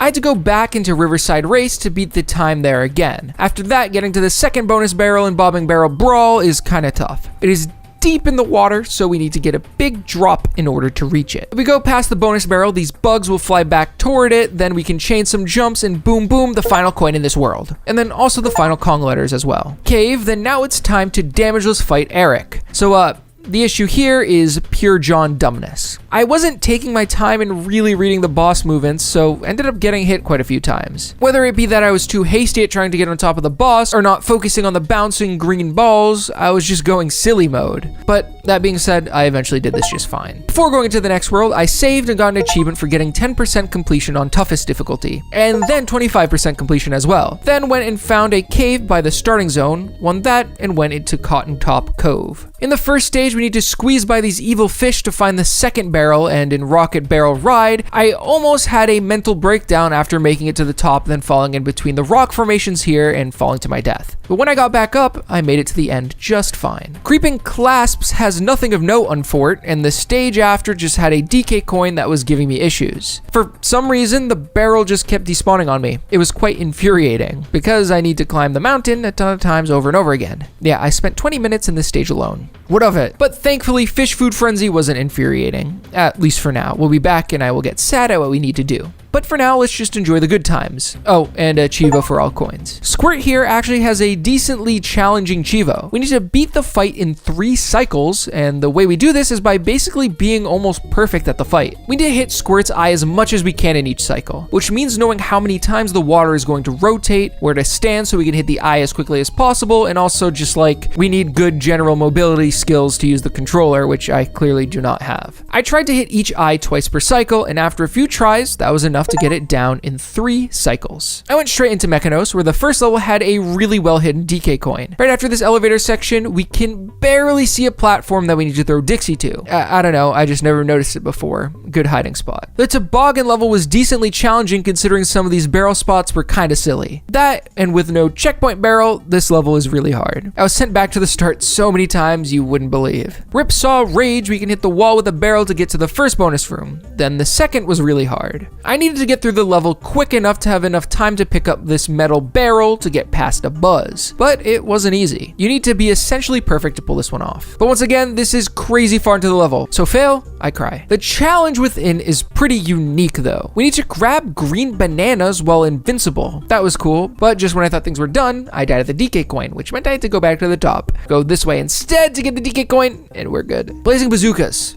Might as well call it Blazing bazookas. I don't have a joke. I don't know why I'm leaving this in the video at all, to be honest. But I do have all of the bonus coins, DK coins, and Kong letters in the stage. So there's that. Logi Labyrinth had me messed up. This is already a tough as nails stage, but now with no heals or checkpoints, so it's all messed up a bit. And by a bit, I mean a lot. I was stuck here forever, just getting hit all over the place. Mostly because flying in low G with quacks is a bit stupid. I don't like it anymore. Chivo. let's fight Chaos. We just gotta beat this guy damageless. We already fought a stronger version of him during the final battle, so he was no match for my amazing skills. Got the turbo ski and went into K3, where we'll need to get all of the Kong letters, by the way. In stage 1, I'm pretty sure I got the DK coin in a completely unintended way, but I'll take it. Also above the end, we get access to the second bonus barrel. Tearaway Toboggan has a tough to find bonus barrel right away. If we shoot diagonally downward, we get access to that one. I think that at this point in the game, toughest mode is really starting to get to me. The levels are long and difficult, so only getting hit once per stage really adds a huge amount of difficulty. I died on this stage almost a dozen times. Barrel drop bounce is tough along with all of the other waterfall levels. I could not find the 2 bonus barrels here for the life of me. Turns out you can get to 1 by going all the way to the top, then twirling down and to the right. And anyway, all the Kong letters as well in this level, and we can move on to something equally as torturous. Crack Shot Croc. This level, as we know, is already stressful. Now, what makes this level worse is when we need to also, slow down and look for things, or sneak by a buzz, whatever though, we got through it, is what I would say if I didn't mess up the DK coin at the end and have to replay the level. Twice. Thrice. Let's be so for real, this isn't actually that hard. Like, I don't know why I was so bad at this. Lemguin Lunge, on the other hand, was easy. And also unlocked our 2 achievements for completion here. And also, at least I can say that Bleak was pretty easy. The only challenge comes from dodging the snowball hat balls. But they have specific patterns, and once you figure that out, you're all good. A save, though, also got us a Chivo for 50% completion of the game on toughest. So we are low-key going crazy mode. Up and out to Razor Ridge, I went and things started out rough. Not even because of the scavenger hunt. It's just that Buzzer Barrage is a long level that I made it over halfway, then died and had to redo the entire stage. This place has such precise movement that I feel like it would be a spot where a lot of people just give up on toughest mode. But eventually I made it through and went to Kong-fused Cliffs, where there were some seriously hard bonus barrels. I mean, it makes sense. We're coming back up at the end of the game here again, so of course it's going to be hard. I can't complain too much. This first barrel challenge is pretty unique in that we gotta jump back and forth between some tough barrels here. Then once again, we are in a really hard level. Like, man, it's getting rough out here for me. Not as bad as the peak of DKC 2, not by far, but still, gaming is hard. That being said, nothing too crazy went down until Ropey Rumpus, where I actually think the Kong letters and barrels are hidden a lot more uniquely, like dropping off the rope for an O or the DK coin, but all Kong letters in this world. Unfortunately, you can only get 1 shot at this last bonus barrel here, so if I fail, I need to redo the whole level, so that took a couple of tries, but it was all good. The damageless fight against Barbos wasn't so bad actually. I got it first try because I realized I could just sit here in the last phase and not get hit. Finally, Chaos Core. In the first stage, there's this really well hidden barrel, and it wasn't so bad after that. But Creepy Caverns. This stage was awful. Once again, long. Difficult, it just overall not a fun time. Well, this was fun though. But other than that, I did not have fun. Just completing the stage was mostly my issue, not even finding the barrels. And things were not about to get easier either. Lightning Lookout is next, and I'll say from now, half hour. Took me half hour. I mean, what is there for me to tell you? The lightning is just awful to deal with. First coin, fine, easy. But once we gotta go into the water sections, it's really not cool. Go too fast or too slow, you get hit. Then even think about dipping your toes, there's a 50% chance you die right then and there. Second bonus barrel was also fine, it's just beating the stage that had me destroyed. The coin dozer level wasn't all that much easier. I died so many times to the point where I wanted to learn how to farm lives to stop a game over. So I went back to the first level in the game, then found 2 red balloons atop the starting shack. 100 bananas life, then another later in the level, then got all the Kong letters for another life, as well as hitting this blue balloon towards the end. That got me 8 lives in total going through this stage, which also got me an achievement. Well, back into the level I go, and I guess it only took me a couple of tries after the whole farming thing. The last stage is Poisonous Pipeline. Also wasn't so hard once you know how to deal with the backwards movement water. This also marks the over halfway point of this set, so the ball is really rolling now. And with that, I once again beat the final boss, which got me another achievement for 80% toughest completion. And I guess now we gotta go in and take on Kremtoa. We'll also get to talk about some new levels here, so a little break from the monotony, yeah? With our bonus coins, we paid to bomb a bunch of rubble here and can go right into Stampede Sprint, which is one of my favorite levels in the game, if I'm being honest. Right away, the first bonus barrel is easy to get to, and the challenge within isn't so bad. Then the second barrel, also here, just better hidden. And for bringing Squitter to the no spider zone, we get the K. This is where the level really starts. With a float over here, we mount Ellie again and also pop open a parry. This is a super speedy auto run stage, and of course you want to keep parry to the end, which is not all too easy. This red buzz kind of trips you up. Also messed up the DK barrel. Crisscross cliffs is a scary one for sure. We need to weirdly bounce ourselves up a whole bunch until we get to the first bonus room, which is also scary because TNT. Then these fat twins jump and crush you. Other than that, it's a pretty easy level. Only 2 bonus barrels here. Tyrant Twin Tussle is for sure one of the hardest levels in the game, at least for a first-time player. We got the big dudes from last stage, the Tyrant Twins, and they are what I could only describe as butt buddies who do not leave each other's side while they try to destroy you. Not only do I have to deal with that, but I also need to be Squitter in this level,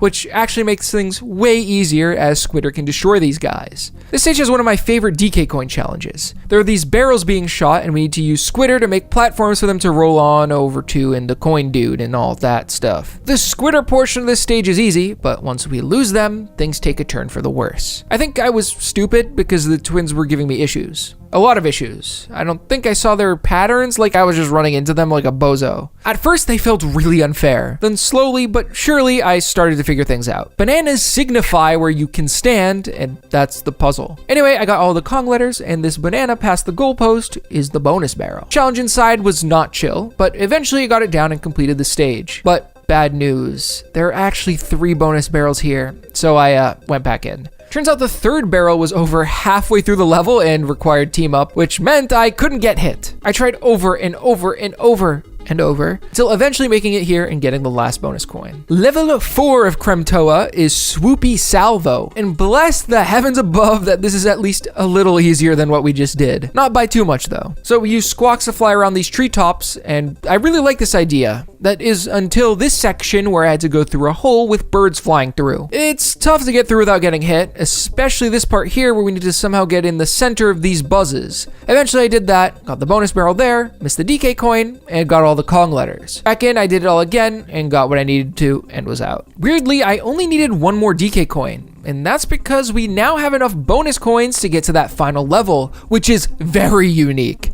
I'd say the most unique. So it's called Rocket Rush, and we're in a rocket. To be real with you, I still don't fully understand how this rocket works. The controls are a bit strange, and it's, well, as you might guess, a bit floaty. As we float to the ground, we need to collect fuel as to not completely die. We also need to get the Kong letters and make sure not to get hit. Once we get to the bottom, the rocket starts to fly up and we get the letter N, which is the last Kong letter in the world for some reason. There is no G in this level, strangely. But as we go up, we need to memorize the path.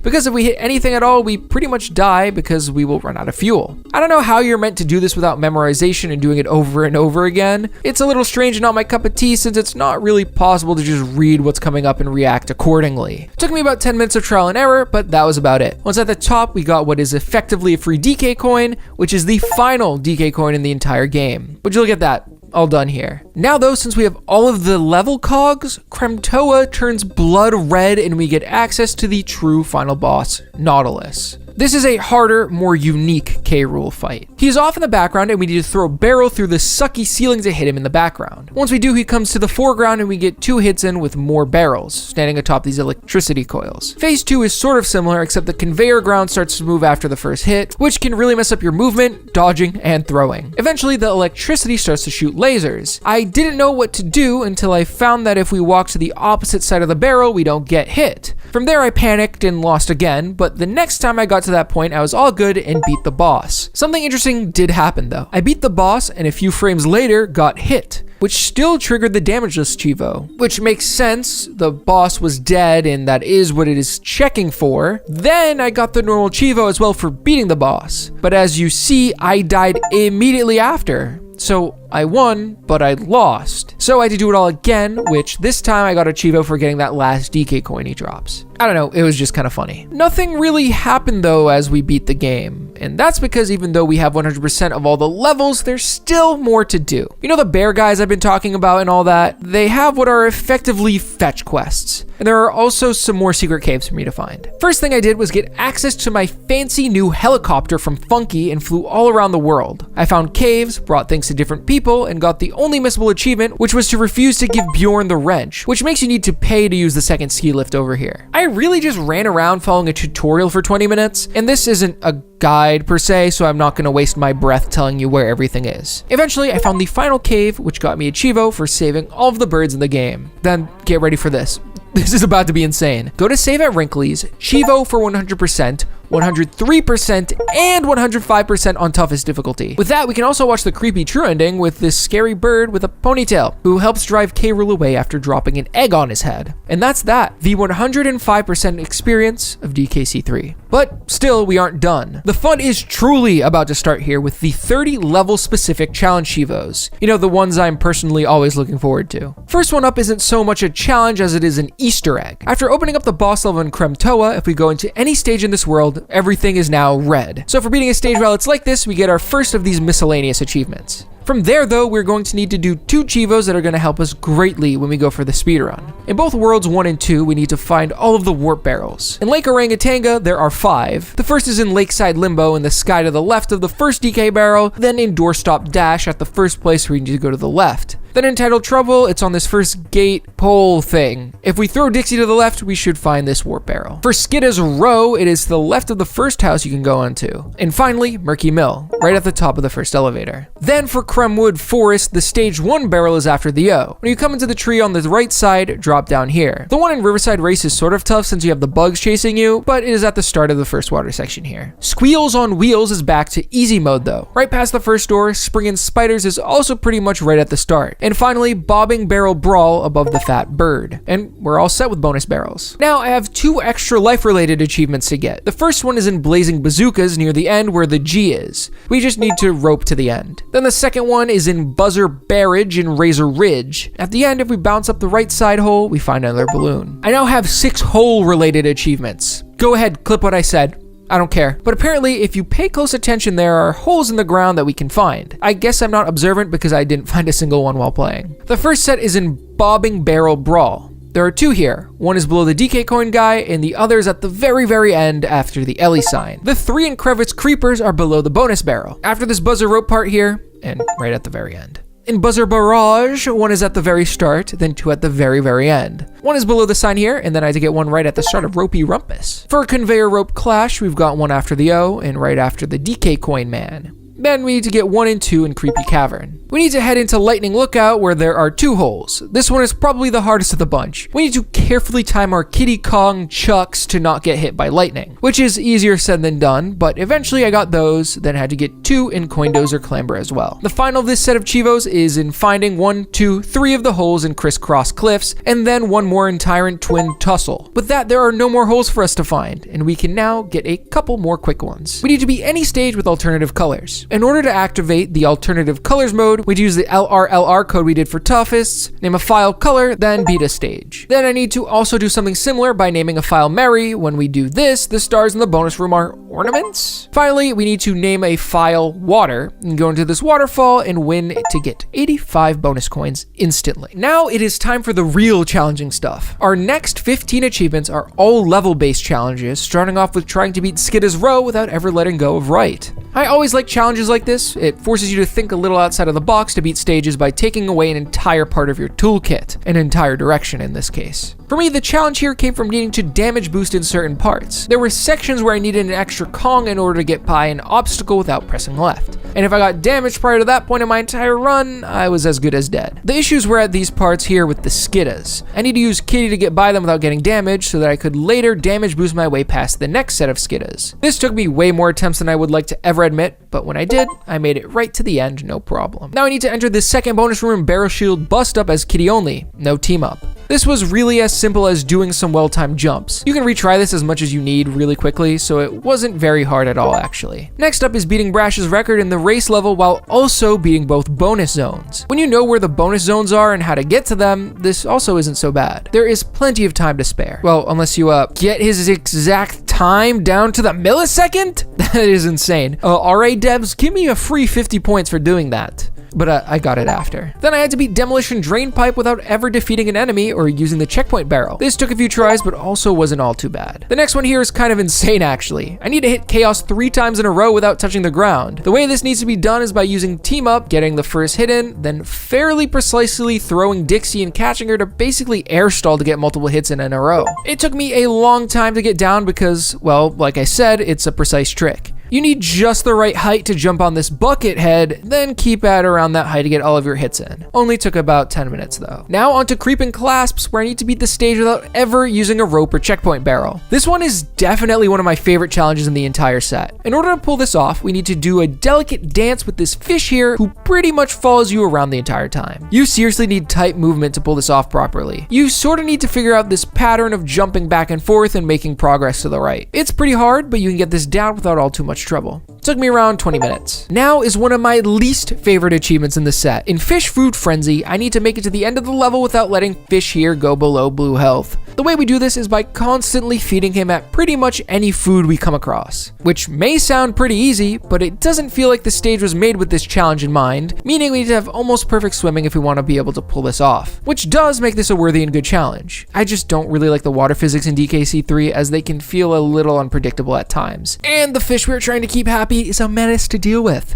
He sorta has a mind of his own and is really hard to control. So all of that together, this was a pretty draining experience for me. Usually I have fun on movement-based challenges like the one I did just before this because they feel clean to pull off. This was just more difficult, but still, like I said, a worthy challenge. We need to be really mindful of what is coming up and have to essentially memorize the entire stage front to back. We need to know where the good food is, where the bad food is, and where to go next, etc. It took me close to 45 minutes to get a run that had both cooperative fish and perfect movement. And to be honest, this one didn't feel satisfying to unlock, unfortunately. The next one was a speedrunning challenge though, so naturally it was satisfying to pull off. We need to beat crevice creepers in 1 minute and 20 seconds or less. It took me a few attempts to map everything out. Things like what sides of the ropes to go on, where I need to drop fast, where I need to wait a second, but this one wasn't all bad. Next is an interesting one. I need to beat Crackshot Croc without ever pressing the Y button or using the checkpoint barrel. This level is mostly done with Squitter, and no Y means no running or shooting projectile webs, but we can still make platforms. My strat was to mostly stay above any enemies and to take it really slow. I had a few good attempts that failed, but overall it was a fun one to take on. Not bad either. Now I had to beat Floodlit Fish without beating any Cockos. Yep, that's a funny name. Or Lurchins, which doesn't seem too hard on face value, but there is something strange about On Guard in this game. He is a cold-blooded killer who likes to automatically lunge at anything in his way. The solution to this is just being aware of what's coming up and trying not to get on the same level as the enemies. I had to play it slow and steady, and eventually I got it done. We're coming up on the last few achievements here.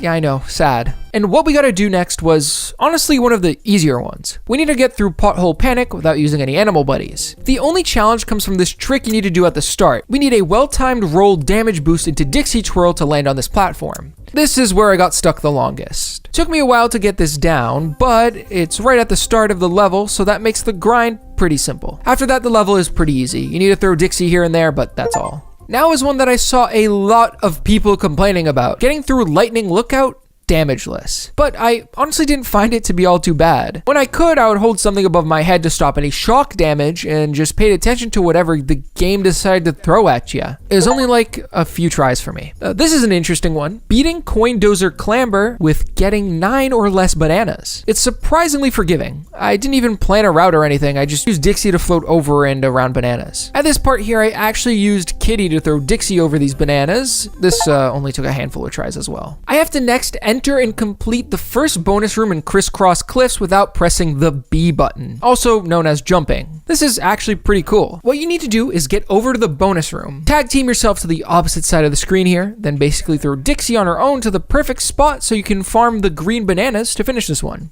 Super quick way to do this bonus room as well. Our final level Chivo is beating Tyrant Twin Tussle as Kitty only. At this point, I'm pretty familiar with the stage and know the Tyrant Twins patterns. So I kind of got to the end with no problem really. Took 20 minutes or so. The final achievement of this set is going to be beating the game any percent in 2 hours or less of in-game time. You are allowed to save and go back if you need to, but as you'll see, this time is lenient enough that I didn't even need to do that. But let's just do the speed run. Starting off, I got all of the warp barrels in World 1 and 2 to finish off those those worlds in just 15 minutes. And that included struggling on the bosses as well. I wasn't playing that well. From there, I didn't have any trouble in any stages until I died once in Ripsaw Rage, and I also had a few little bits of mishaps in Logi Labyrinth. I died once on the boss fight because I tried the speedrun strat and failed pretty bad, but that was that there. Died in Rocket Barrel Ride twice, but other than that, didn't struggle throughout this next world. If I'm being honest, I think that Donkey Kong Country 3 is the easiest of the DKC games. Maybe I have some level of bias since I played the other two games within the same year, so the mostly unchanging mechanics are a bit fresher in my mind, compared to going in fresh on DKC 1 or the difficulty jump to DKC 2, which, by the way, I still consider to be the hardest set I've had to do, well, except for Super Mario Kart, or the Super Mario 64 bonus set, but that wasn't too bad for me, honestly. But anyway, this game really isn't that hard at all, but it is still a really quality game that I enjoyed thoroughly. I feel like it's the most creative when it comes to world layouts and things to do on the map, so I commend it for that. Level design is still on par with the other two as well, so it was a very enjoyable game. It is a really nice close to what is the Donkey Kong Country Trilogy. I know I'm yapping as I've been playing through this here,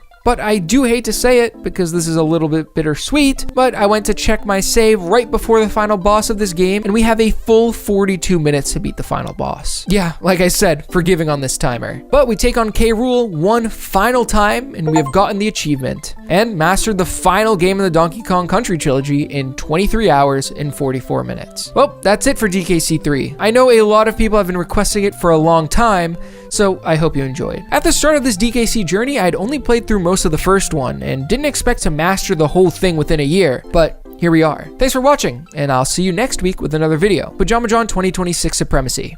Bye now.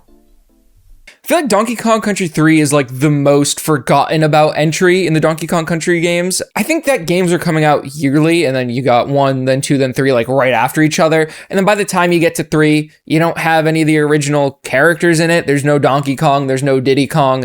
It's Dixie and Kitty. And I think that out of all 3 games, it might be, it's really hard for me to say which one is my favorite overall. I do think that Donkey Kong Country 3 is like the tightest of all the games. Like, each level is super incredibly unique. It refines everything done, and it does it really, really well. I just think that it might be the least memorable. And also, I feel like it's the least memorable of my Donkey Kong Country videos. We are sort of getting into what a Pajamajohn video has become now by the point, I mean, this was, what month was this? Yeah, this was March. So this was like right when I was like January through December of 2026. I want to try and get a video out almost every single week. So I was in it at this point. I figured it out. I figured out my formula. Still, the voiceover is very bad. And funny about this video, you might notice that it has like the least going on editing wise, even compared to Donkey Kong Country 1, I feel like. And that was because I was editing this completely on my laptop. I was away that week and I had to completely do everything on my laptop on my MacBook, and I'm not used to editing on a MacBook. So it would just take me whereas it might take me like an hour to edit 5 minutes of a video the way that I do it now, you know, in the normal Pajamajohn formula. A video like this being done on my laptop, it would take me to do those 5 minutes, it might take me 2.5 hours. So like this video being 51 minutes long, it took me longer than any of the other videos just because I could not edit on that laptop. It's funny because I remember it was like the day before it was scheduled to upload, because this video had my first ever sponsor on it as well. I remember it was the night before this video had to go up. I was editing until like 1 a.m., 2 a.m. or something, and it was just like I was at a tiny desk.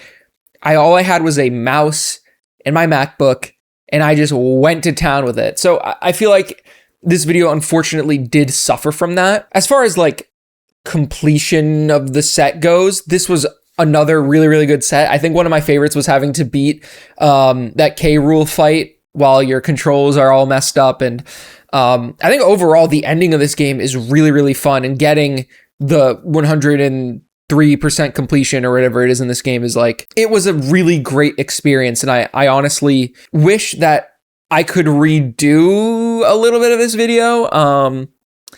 But you know, it's out there now. It's got 32,000 views. It's It is what it is. The video is what it is. As for this video, you might notice I'm in a different spot than usual, and if you made it this far, I mean, I might as well talk about this. I have been building a studio over the past month or so, which is sort of why I'm uploading this video at all. I just haven't had time to do my next video because I've been in and out of the studio building things, and it's just been a generally a lot more busy time for me, so I needed something quick to put out there. And now that the Donkey Kong Country series is finished and this video has been out for 5-6 months now, I think that it's like a good time to make this compilation. I don't want to make a habit of it all the time. Maybe once a series is done, just pushing it out there eventually as like an extra video instead of a weekly video works better. But if I need it and I'm still doing weekly content, who knows how long from now, once I finish Galaxy 2 or something, I might do Mario 64, Sunshine, Galaxy 1, Galaxy 2 as a 3D Mario video. I don't know. But sorry, I got on a tangent here. I did sort of want to show off this studio a little bit. The lighting's very rough. This is not the correct camera angle because my camera mount has the wrong size, so it can't fit on the right part of the desk that I need it to. But I mean, I can show off sort of the background of what's going on here.